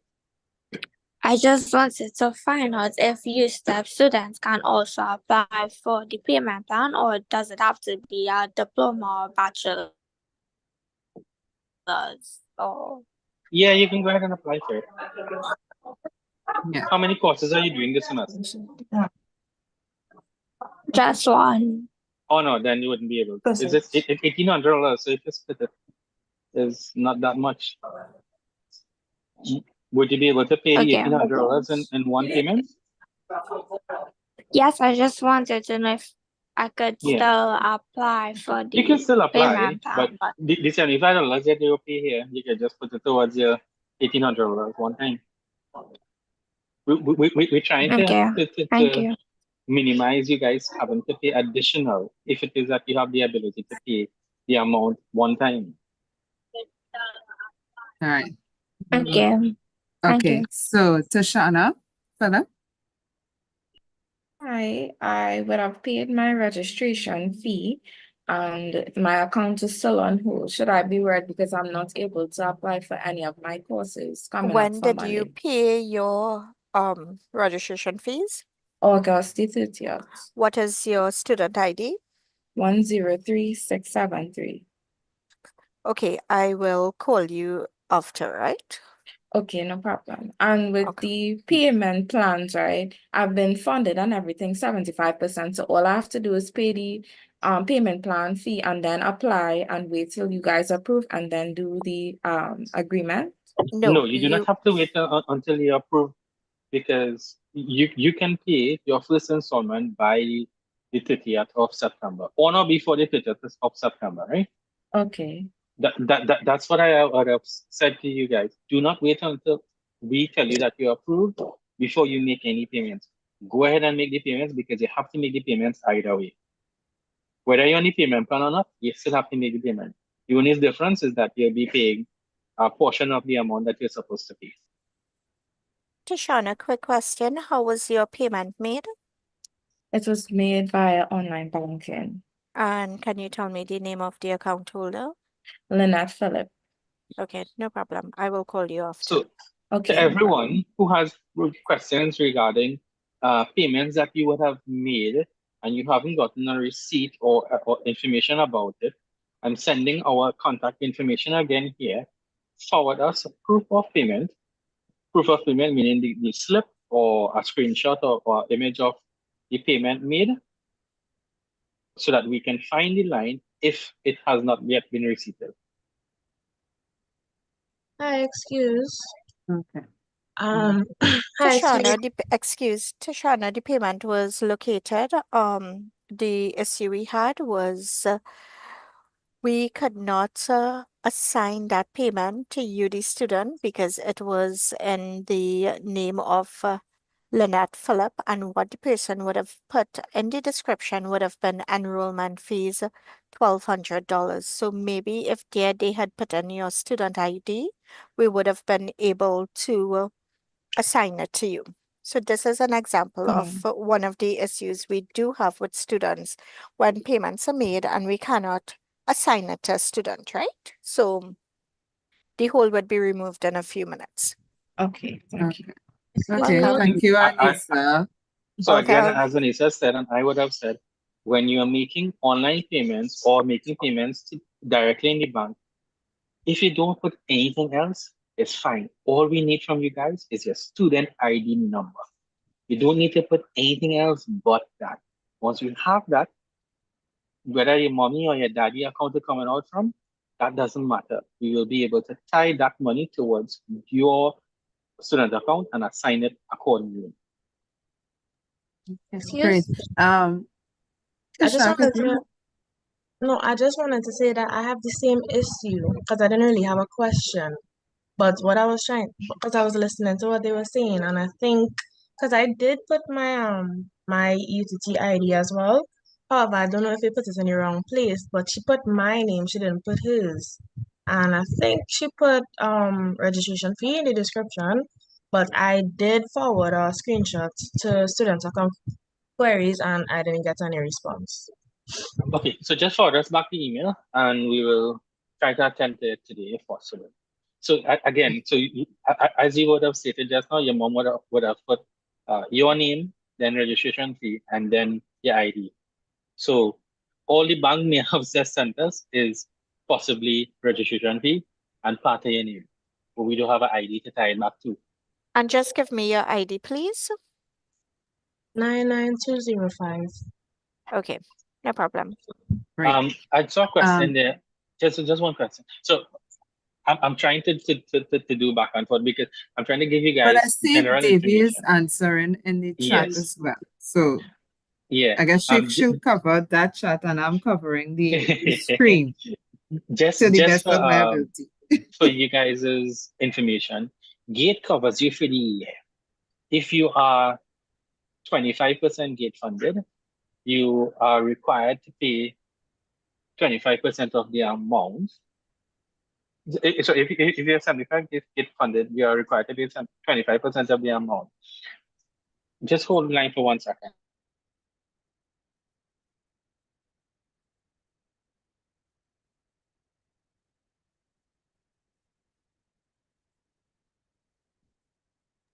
The 25% that you are obligated to pay should be paid within the first semester. Meaning, if you take the TPP, then you can pay until September, October, November, or you'd have to pay by the 30th of September. The full amount, the full 25%. Is that clear? Repeat that, please. So if gate covers you for 75% for the year, you are required to pay 25%. That 25% is due at the beginning of the first semester of the academic year. The entire 25%. Yes. And with the payment plan, you'll be able With the to payment plan, you'll be able to pay it with 3 installments. If you're not taking a payment plan, then you're required to pay by the 30th of September. Okay, thank you. Okay, so we have Janelle. Hi, good morning. I'm at work, so I'm kind of in and out with the answers that are being given, but I have 2 questions concerning the payment plan. So I have paid the 75% tuition payment for I'm a secondary student, and I received an email stating that the payment is being processed, but it's have another form for me to fill out with the tuition payment plan. So I don't know if to fill out the form or wait till I get the confirmation. No, you can go ahead and fill out the form. So the online form. So there's the online form on my portal under the student accountant tab. You can complete the form. I'm not speaking about the one to register. I already fully want to register, but after I do the registration and I have another form to fill out, so I could go ahead and fill it out. Yeah. Just a FYI, the TPP tuition payment plan is not for your registration. It is only for tuition. No, Just to make I'm that not, clear to everyone. Your registration is due in full at the beginning of this semester. I'm not talking about registration. I paid registration already. Yeah, no, it's just general information for everyone as well. All right, thanks. And also, to do the electronic bank payments, I was getting a little bit of trouble to pay it from my account straight to the UTP account. So I had to go to it. I paid late. Would I still be charged a late fee? No. Okay, because I was getting real trouble to pay it online. So I had to go. Were you here for the part where we walked through the online payment facility? I was in and out because I'm at work. Okay, so just for everyone's edification again, you can go to my portal. Let me just shut off my screen for 2 seconds. Yeah, so on my portal, you go to the student accountant tab, online payment facility, and using your chipped debit, Visa or credit card or MasterCard, you can make payments here. So you don't need to go to the bank. You don't need to make online transfers. You can come right here and use your debit card, once it's a chip card, and your Visa or MasterCard and make the payments here. Okay, thank you. Yeah. Alexis, I think Alexis went already, right? No, ma'am. Oh, okay, Alexis Andrews. I just kind of confused, and when you sign up for GATE for the main test, right? They ask you current year. As a first timer, they ask you current year, and I put year 5. No, Did I it do says it year wrong? Supposed to be year 1. starting says year 1.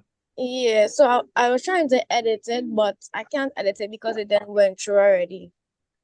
Once you you submit your form and they need any corrections, they will send you an email asking to correct. They did email me for a correction, and it was a different correction. But this one I seen here, and I did put year 5 when it's supposed to be year 1. But so then you uploaded your acceptance letter. Yeah. Right. So then you're a new student to them.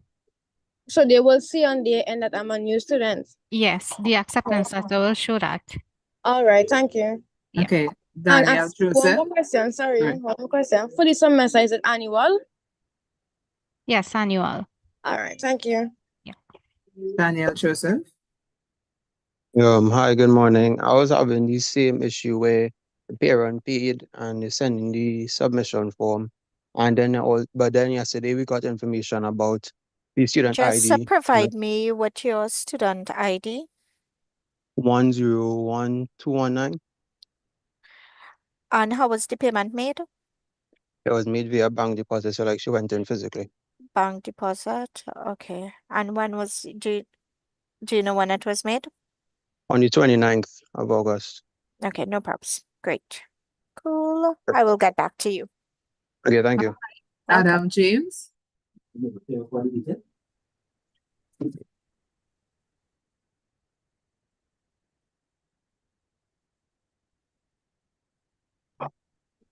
Daniel Joseph, sorry. I think he just went. Oh, Adam James. Yeah, morning. I just making sure that everything is good, right? So I received the email from Gate service that saying my application submitted has been received. All right. And that was since August the 30th, and I ain't seen any more email. I just wanted to know if I'm good. You could follow up with them, but right now is a busy period because they're dealing with all institutions. And if you applied in the 30th, they usually take 1 month, but you could follow up with them and ask. All right. Yeah. Thanks. Okay then, no problem. Kyra Melville. Hi, good morning. My question was based on so you said that the 30th, right? We have to pay the Sorry, I forget my question. I put it in the group chat for the guy to answer. Rabir, I believe. Maybe that's TPP the girl. I said, so we pay before the 30th, but I haven't received approval from Gate, right? But I believe that they may give me 75%. So do I just pay the 25% before September? Yes, you are required to pay your 25% because you would know what you uploaded to the means test inside and what you would qualify for. So, well, all students would know what they qualify for. So this is just the ministry going through your form, going through to see if you uploaded everything that you needed to upload. But once you know you qualify for 75% or 50%, then you know how much you would have to pay. Payments are to be made by the 30th. Okay, and just to ask, so I did a certificate before, right now Gate paid for it. Would they pay for this now? It's a bachelor. They would pay. Yes. Okay, thanks. Yep. Great. Jordan. So I was adding my class codes, but some of the classes were full. So I wasn't able to add them. So like, for example, That's a registration question. So you'd have to contact them. I just posted their contact information, which is registration support at pgt.edu.tt. So I'm posting it again in the chat. okay, well, thank you. Okay. Narendra. Hi, good day. When I was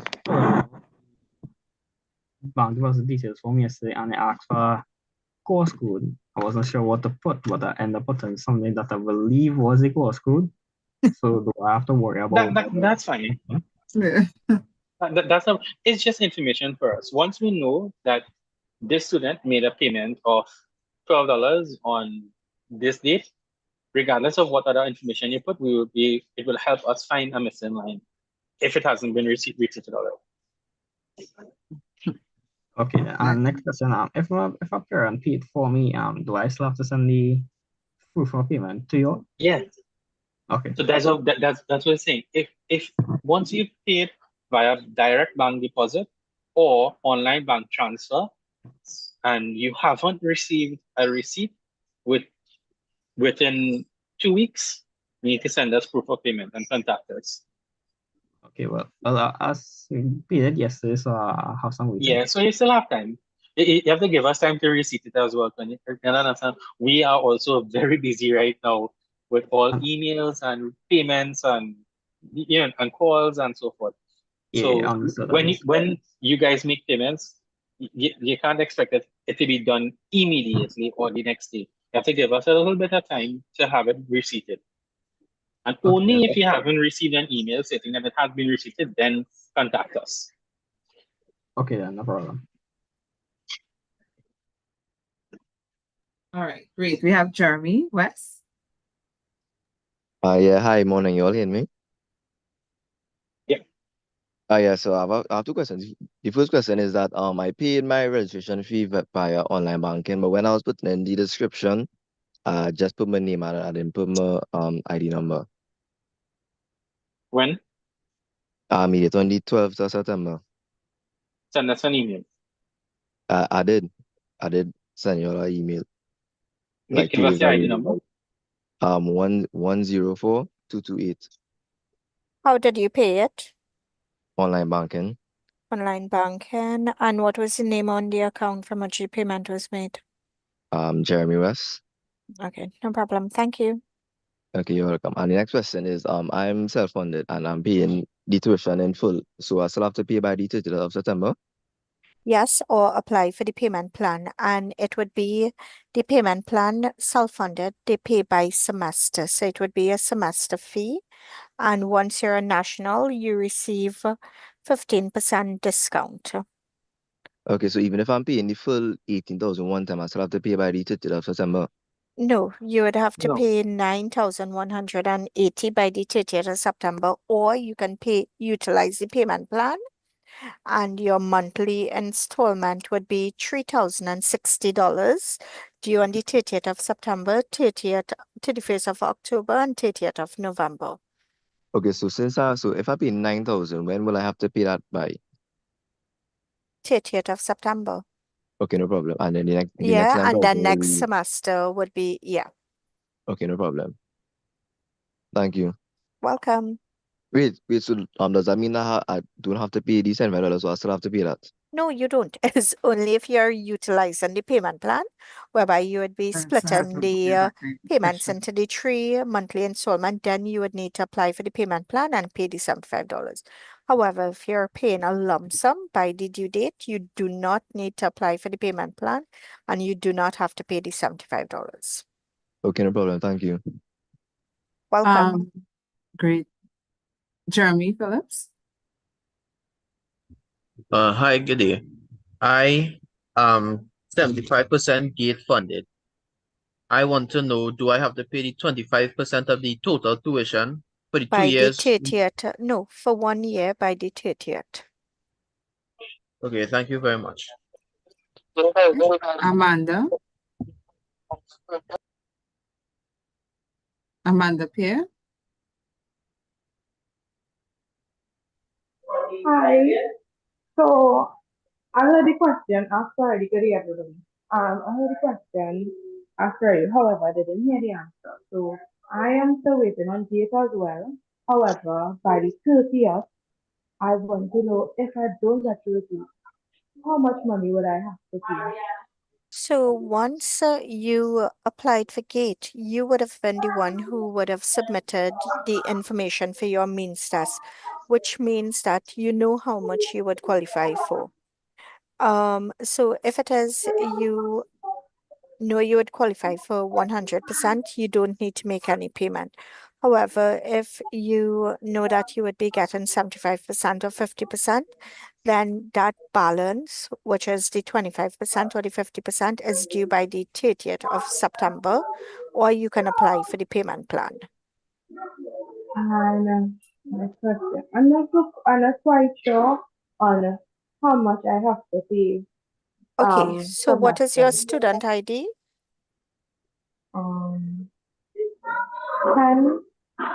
57, 67.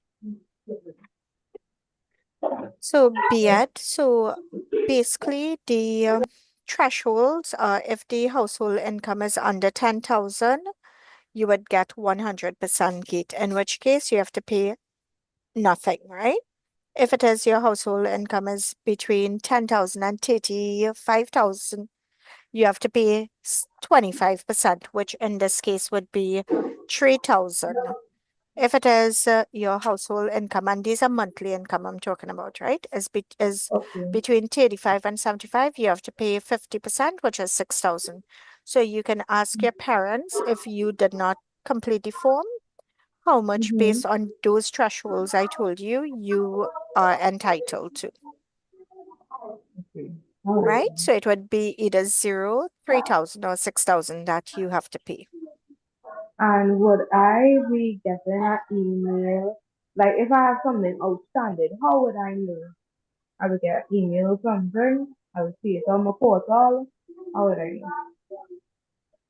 Basically, at this point, you are supposed to know how much you would qualify for based on the documents that you would have uploaded.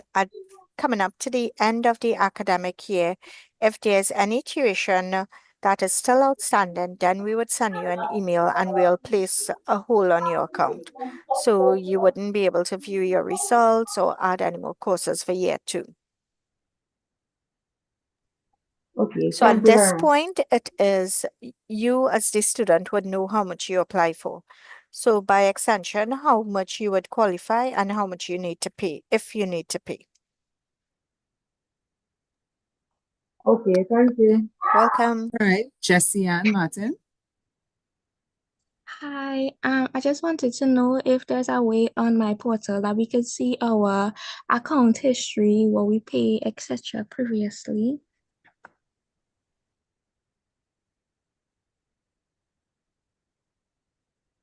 Sorry, repeat the question. My apologies. If there's a way on my portal, we could see our account history, what we pay before, etc. everything. Like the At the registration. moment, to my knowledge, no. But what you can do is keep a copy of all your emails, all your receipt emails, and that will give you a history on what you would have paid so far. Okay. And if at any point you need a history, you can reach out to us and we will provide one to you. Okay, thank you. All right, Rosemary. Hi, good afternoon. I just got into login on the live Zoom. Quick question, how do I apply for GATE? I miss out a lot. Wow. You have to go to eGate. Devi, you want to take this one? So you have to apply for a GATE ID and you have to visit any TT Connect office with your birth certificate and your national ID. Tell them that you're there to apply for a GATE ID.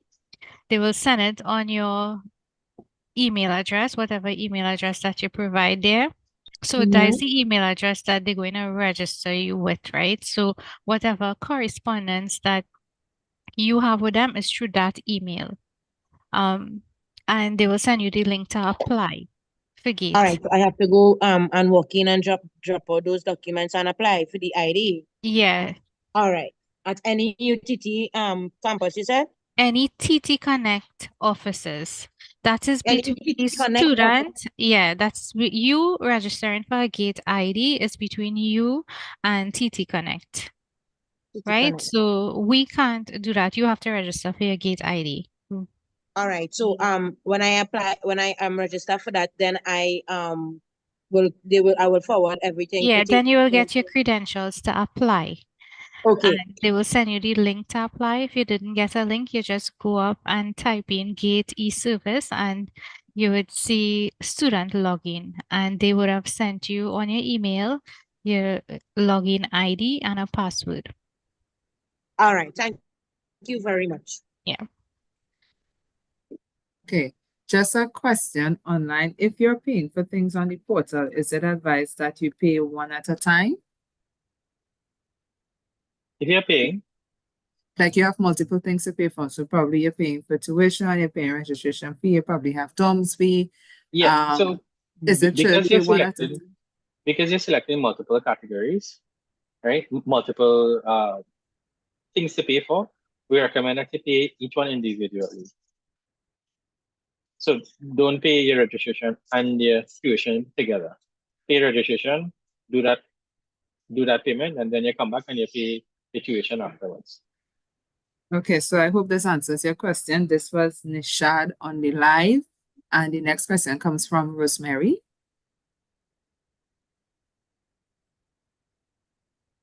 Rosemary Mitchell, or you no longer have a question. All right, so Renan Malchan. Good day. Actually, I have 2 questions to ask. I'm not sure if anybody asked with my laptop, my problem, but the first question is actually behalf on one of my friends now because you cannot be able to get in on his Zoom. He asked me to ask, but when you was filling out the gate, right? For the time period, he put from September to December, and he was wondering if that would affect him in any way, or should he contact Gate or anything like that? They will send him a correction to change the period. Well, actually, the only correction email he got was for the acceptance letter. Other than that, he didn't receive nothing else. They will send him back because GATE will cover him for the academic year.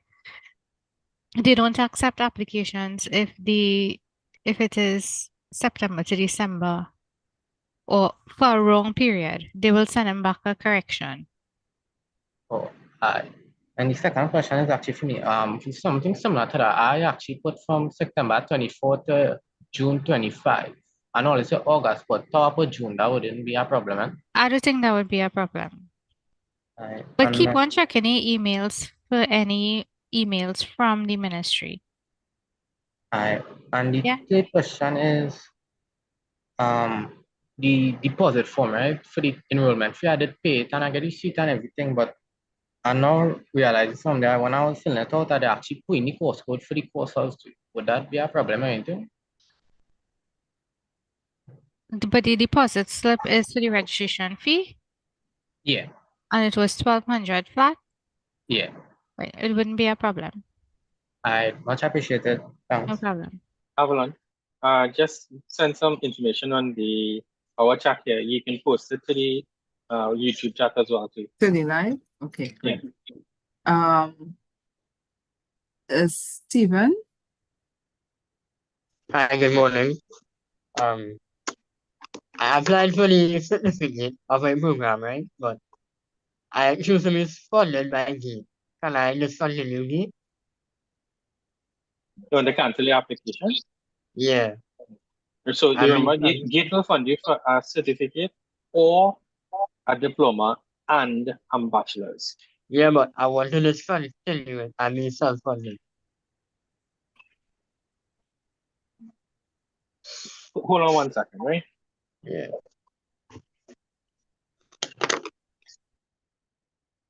Okay, so to cancel your GATE application, you can email Ms. D.P. Radber. I'm going to post her information here shortly. Okay. Okay, so we can move It's on. in the chat. Angel. Hi, good morning. Hi. Can you hear me? Yes. Hi. So I have a question. I just want to know, I doing early childhood care, right? And I funding my own thing. So I doing part-time. And I paid the $75 already to start up the process. And am I supposed to get an email the payment plan? Did you apply for the payment plan? No. Then you wouldn't get an email. We have no application for you. So you have to go to the my portal and do the application there. The payment is just it's a service fee, yes. Oh, But because you when also I have to went do the application. Because when I went to the Tobago campus, they never tell me anything about no application like that. They just tell me to pay the $75 and all it will send me an email. Yeah, we will send an email to receive the $75. And we will know that it is the payment plan. But if we do not see a payment plan application, Okay, then because them never tell me anything about that. right, no problem. Okay, So thank my you. portal payment plan application, right? Okay, thank you.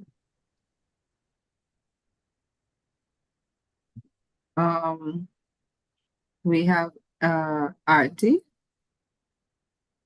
Hi, I just want to make sure I'm on the right track with everything, right? I'm a part-time student for ECCE and I want to know if the total annual fee is 10,800 because on the offer letter that a student and I got, it showed the full-time price at 21,600. So I want to know which one exactly it is. What's your ID number? 10 to the 799. RT, your acceptance letter will show the total tuition of the program. So the total tuition of ECC is 21,600. Even for part-time, because on the tuition page that's on UTT, it says the part-time price for annual tuition is 10,800. Yeah, annually, but the full program, your acceptance letter will have the full tuition for the whole entire program. So it's the entire program, it costs 21,600. So that is why you would see it on the acceptance letter. But if you're self-funded, then it will be $18,360.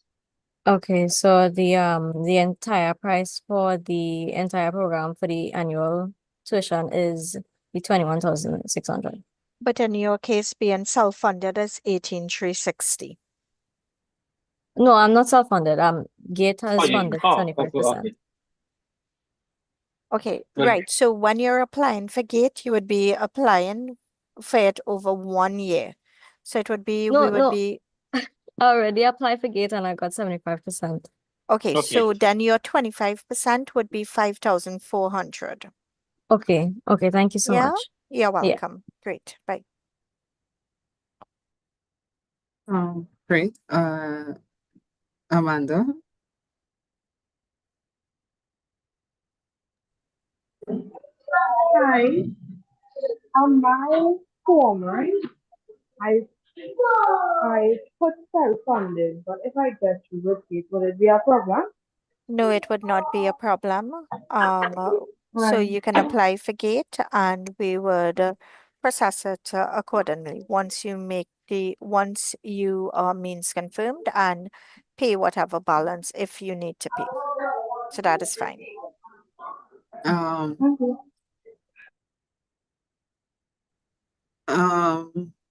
Jacob?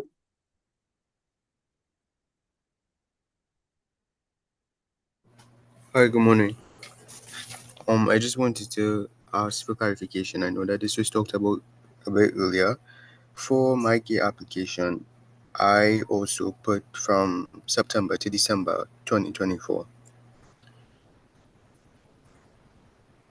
They should send you a And correction to correct it. So you will put September to August, September 2024 to August 2025. August. Okay, no problem. Thank you. No problem. Jeremiah? Hi, morning. So I paid my registration fees, and when I was filling out my deposit form, under the term option, I accidentally put summer semester instead of year one or semester one. Would that affect me in any way?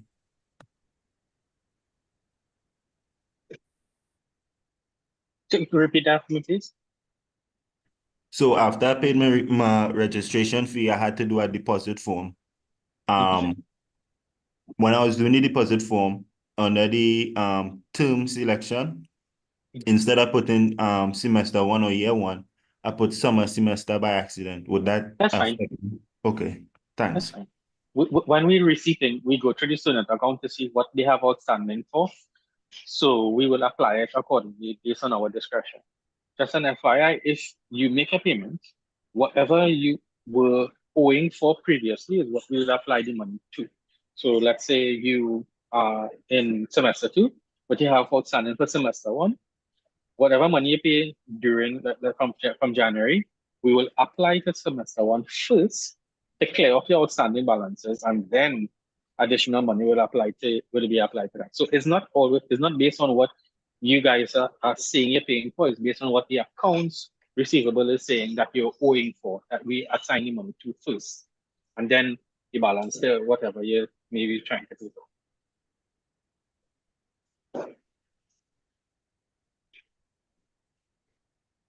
I hope that answer. Angel? Oh yeah, hi. Again, sorry again. When I went down to the Tobago campus also, they told me that the first payment, if I'm doing payment, own payment for the early childhood care is 3,000 something a month. And I already done paid the 3,000 something already for this month, and only send me back an email. So if it's less than that, or like deduct it or something. I didn't understand the question.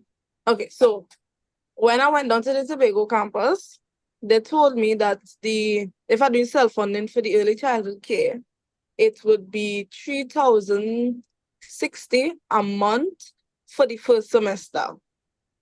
So I already went, so they say September I had to pay 3,060. Right, so that would be for the first 3 months. So that would be 3,060 in September, 3,000 in October, and in November again. And Okay. then for semester 2, it would be February, March, and April. Okay. All right. Well, I'm gonna sign up the form now. Okay. Chanel?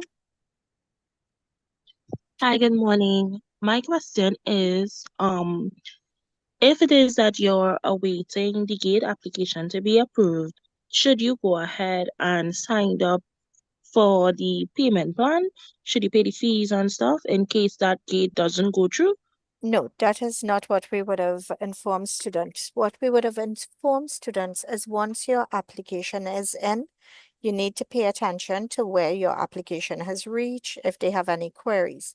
If it is that you know based on the information that you submitted that you will not qualify for 100%, that is that you would qualify for 75% or 50%, then for the remaining balance, yes, you can sign up for the payment plan to cover that portion that would not be covered by GATE. So it would not be for the full tuition. It would only be for the portion of the tuition that is not covered by GATE.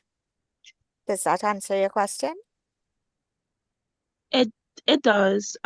They responded to me today and they asked me to correct something on my application. Okay, So I great. just wanted to know.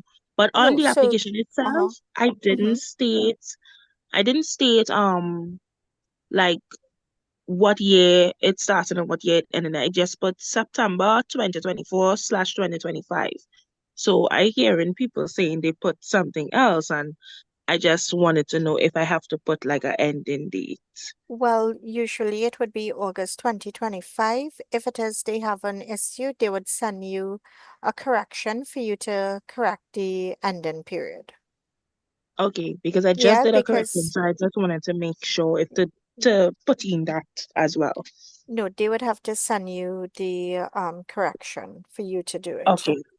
Yeah, Okay. Thank you. welcome. Welcome. Auntie? Hi, yeah, sorry again. So I calculated it, the 25% that I have to pay, which is the 5,400, right? Right. And if I take the payment plan, it will be 1,800 for the 3 months. Yes, so 1,800 would be due at the end of September, 1,800 at the end of October, and again at the end of November. But remember, you would need to pay the $75 service fee for the payment plan, right? And it's just a one-time service fee. Yes. I also have a question. If you're not able to pay the price by the end of the month,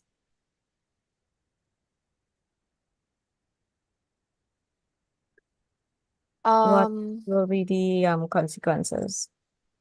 Well, you see, if you do not pay by the end of the semester, your account could go on hold. Okay. But And then like, you wouldn't be able to see your results, things like that. okay. Okay, I understand.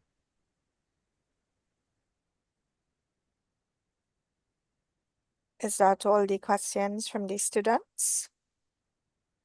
It appears so, and I Excuse, know. I have a Okay. question. Yes, Mr. Tonell. The compulsory fees, the administrative fee, insurance fee, guild fee, amenities. Right.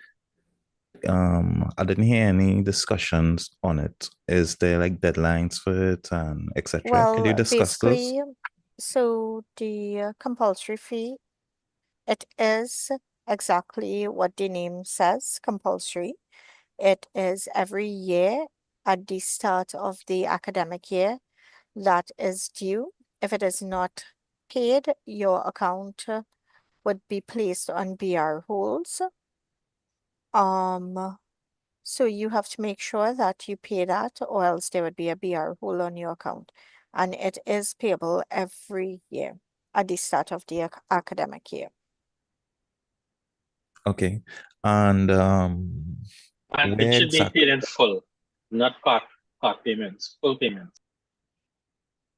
And Okay, there are but are you no paying payment it? plans for that. Okay, And are you GATE paying does it through not the cover that. same Yeah, the online three payment same, facility? yes, you will be. Okay. All right, thank you.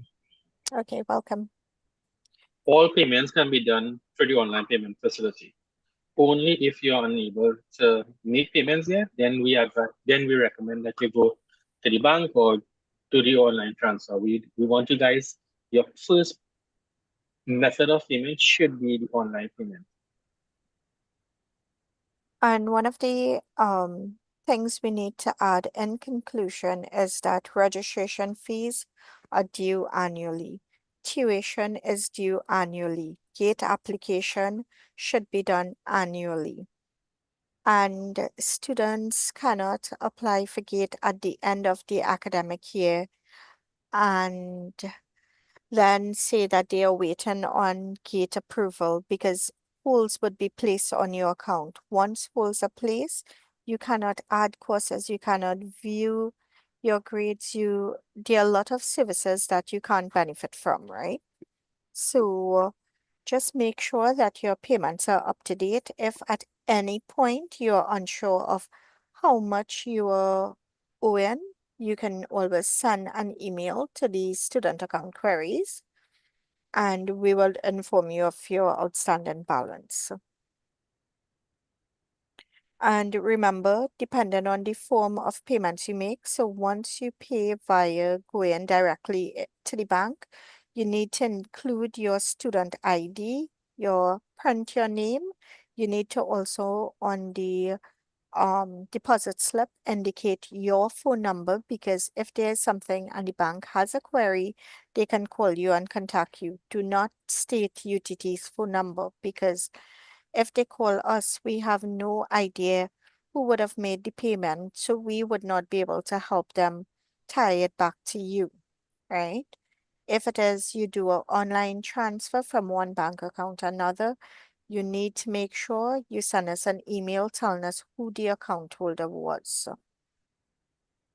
Because we also have instances where the account holder, so maybe your parents, whoever did the bank transfer, might have a name that is the same as a student at our camp at the university, in which case that payment would be applied to that student because it matches a name on our records. So that is why it is important that you send us proof of payment, you state the account information in your payment details, you ensure that the first thing that they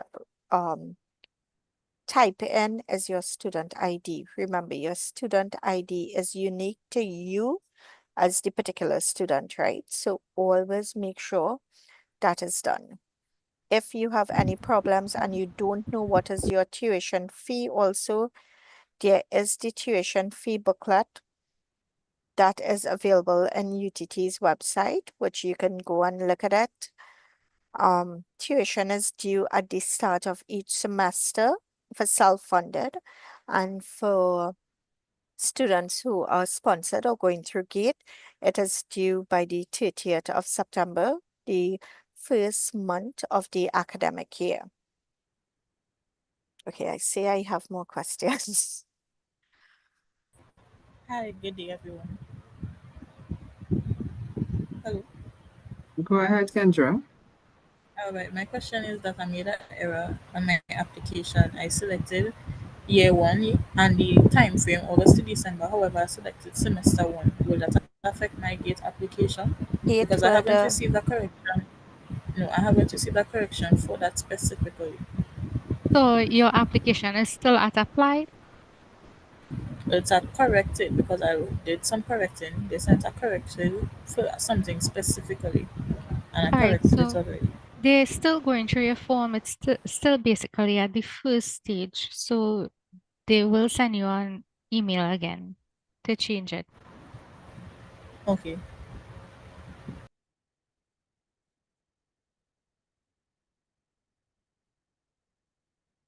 Alonso.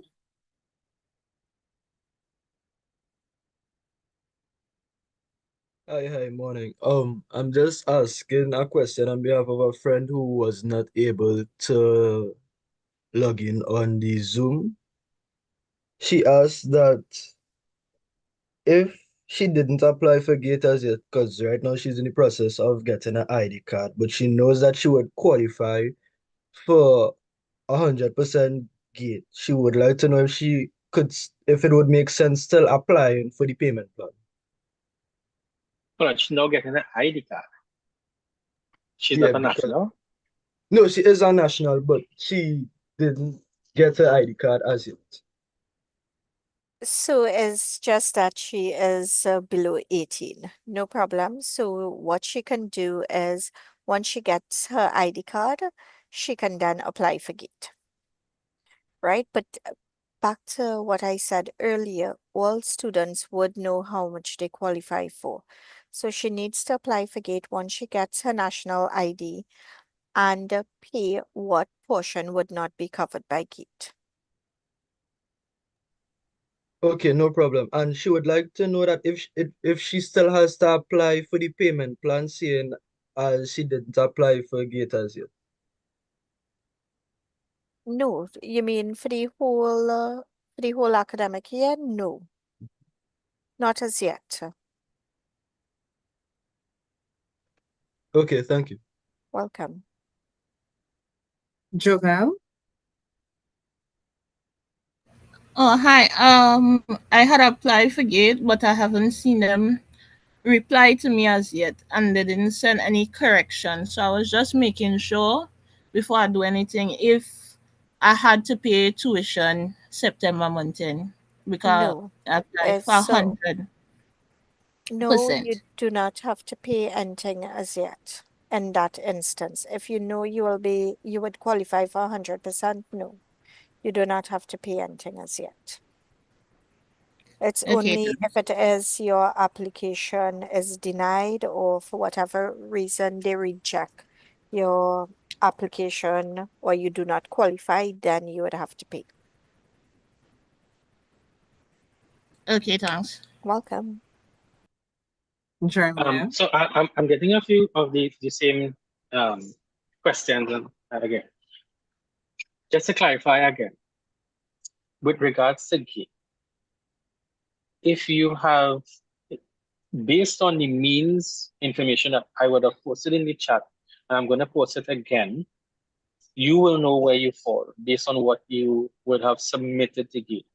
Whether your household is more than 10,000, more than 30,000 or whatever, right? So you will know you would be potentially eligible for 75, 50, or 25 or 100%. You will know that based on the information that I'm posting, I'm giving you guys now, and what I would have given you guys before. Based on that, even if GATE has not given you their confirmed percentage, you will know that they are 25, 75, or 100, right? 25, 50, or 75. Based on that, that amount is due by the 30th of September. However, if you take the payment plan, it will be split, that amount that is due will be split between September, October, and November. So 3 equal payments to accrue to the amount that will result in the difference that GATE will not be paying for. So if they're paying 75, you subsidy 25, the 25,000, the 25%, let's just say is 6,000, so you're paying 2,000, 2,000, 2,000. If you take the payment plan, else 6,000 is due on the 30th of September. Is that clear to everyone?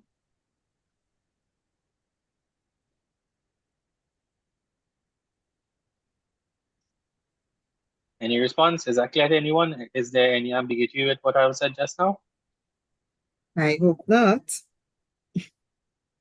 Anyone still not sure about what I said just now? Please let us know now, because I'm seeing the same questions in the chat and I don't want to keep repeating myself in the chat all the time, right? So it's easier for us to just say it out loud here and the information is passed rather than I have to go and reply to each one individually. So again, I'm posting the information again in the chat, copy it, put it one side, have it there so that you can refer back to it again.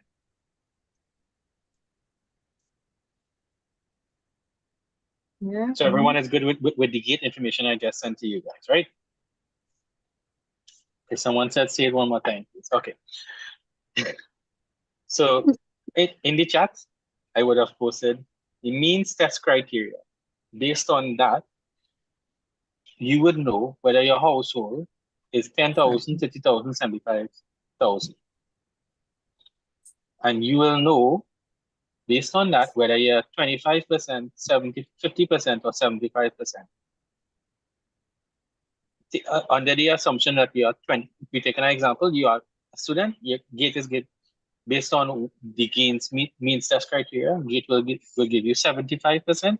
So you have to pay 25% of the tuition.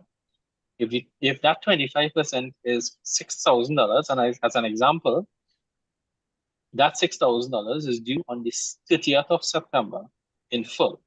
However, if you take the payment plan, we will split the payment into 3 equal payments, 2,000 in September, 2,000 in October, 2,000 in November, which will amount to the 6,000 that you have to pay. Understood again? Or is there still some unsure? Or are you guys still unsure? Avalon, please repost the thing, the information I just sent in the live YouTube. Okay. I see a hand of Shai. Hi, morning. I have a question not relevant to what you were saying, right? Just finding out, for self-funding students again, right? If they decide to go to a financial institution for student loan to cover the tuition fees, is there, can we apply to like to get an invoice or anything to carry to the financial institution? Because in order to go get a student loan, you have to carry relevant documents. Okay, so what happened in a case like that? You would need to apply for a student letter.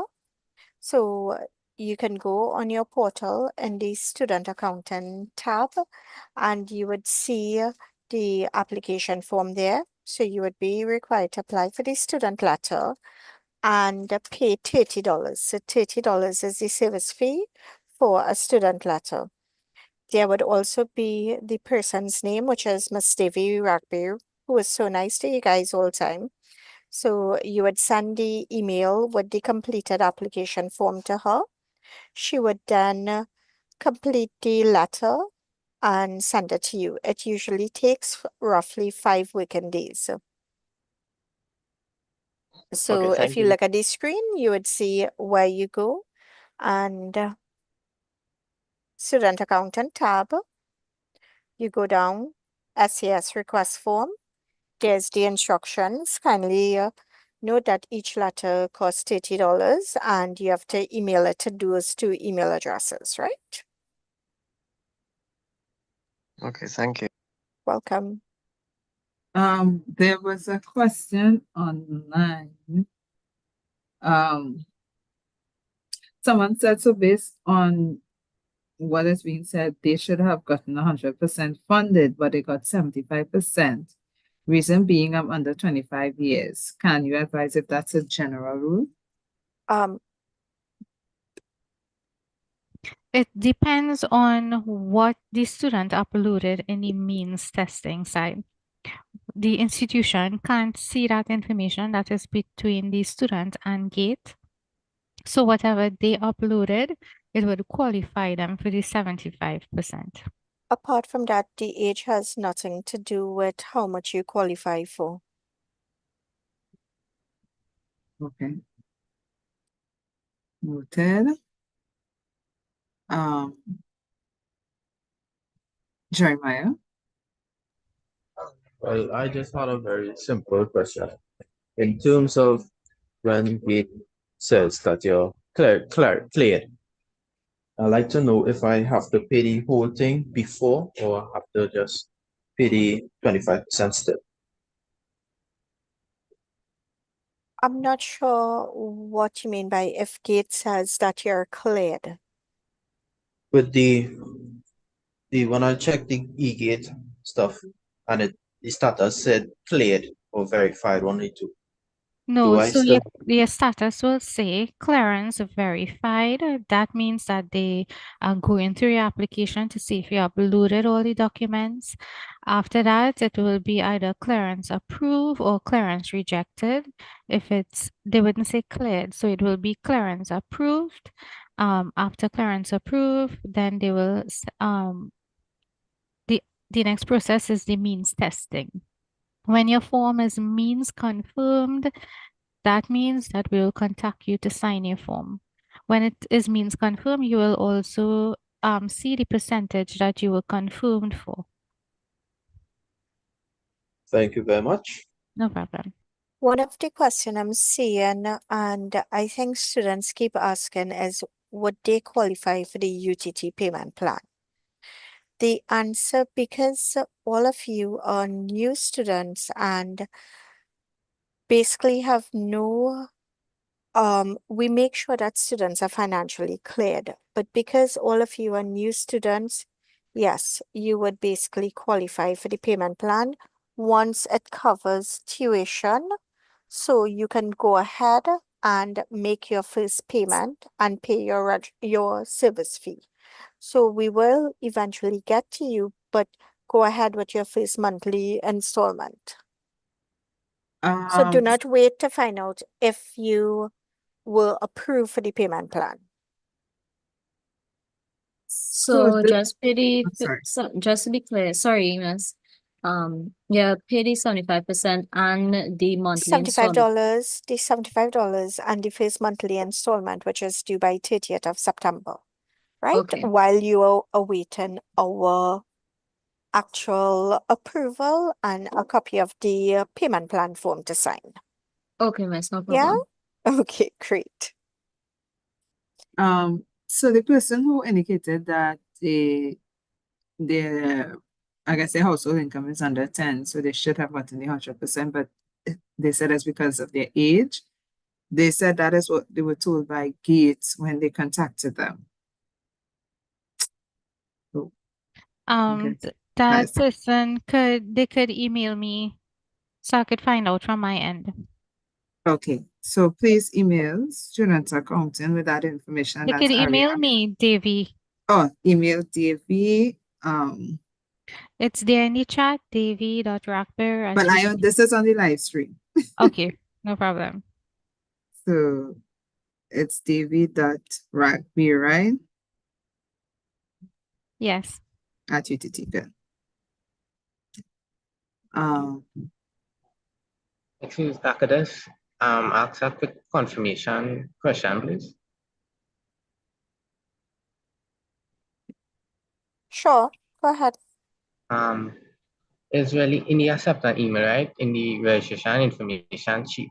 I see I am required to upload a copy of my completed GATE application to these two queries account. So I just wanted to know if I have to wait until the means test confirm, or could I just upload it now how it's saying apply? You can just upload it now, it's fine. We would see when you get the email stating that your means confirmed, we would get a copy of that email too. And probably by the next week, we'd contact students. So students would be emailed to come in to sign their GATE forms. All right, thanks. Much appreciated. Welcome.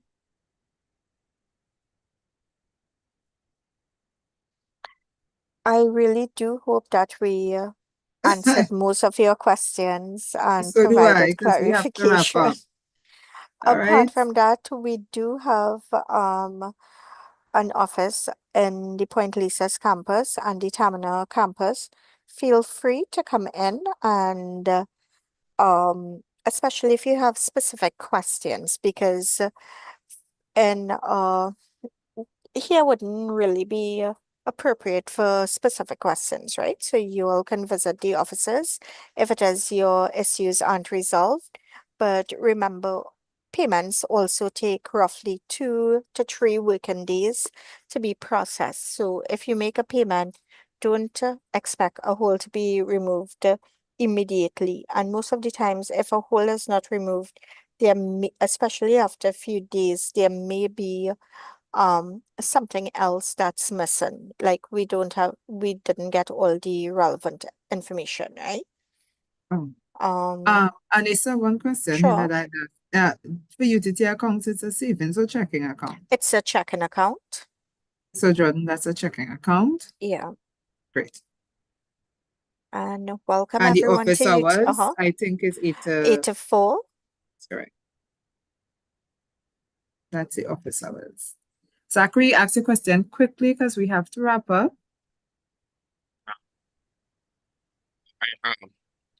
I wanted to find out something. So, as how school starting on the 23rd, which is Monday, right? Do we have to come out on Monday, or as how I haven't received anything from Gate, do I come out on Monday or not?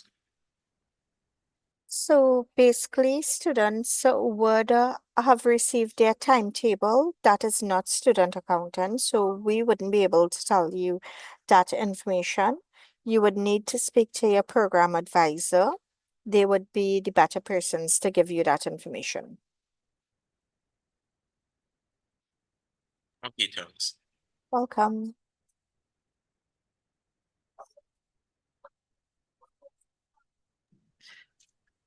All right, so I think that was it. Thank you very much to student Avalon, accounting. I'm not sure if Jai wanted to add something else before I'm we sorry. wrap up. Jai?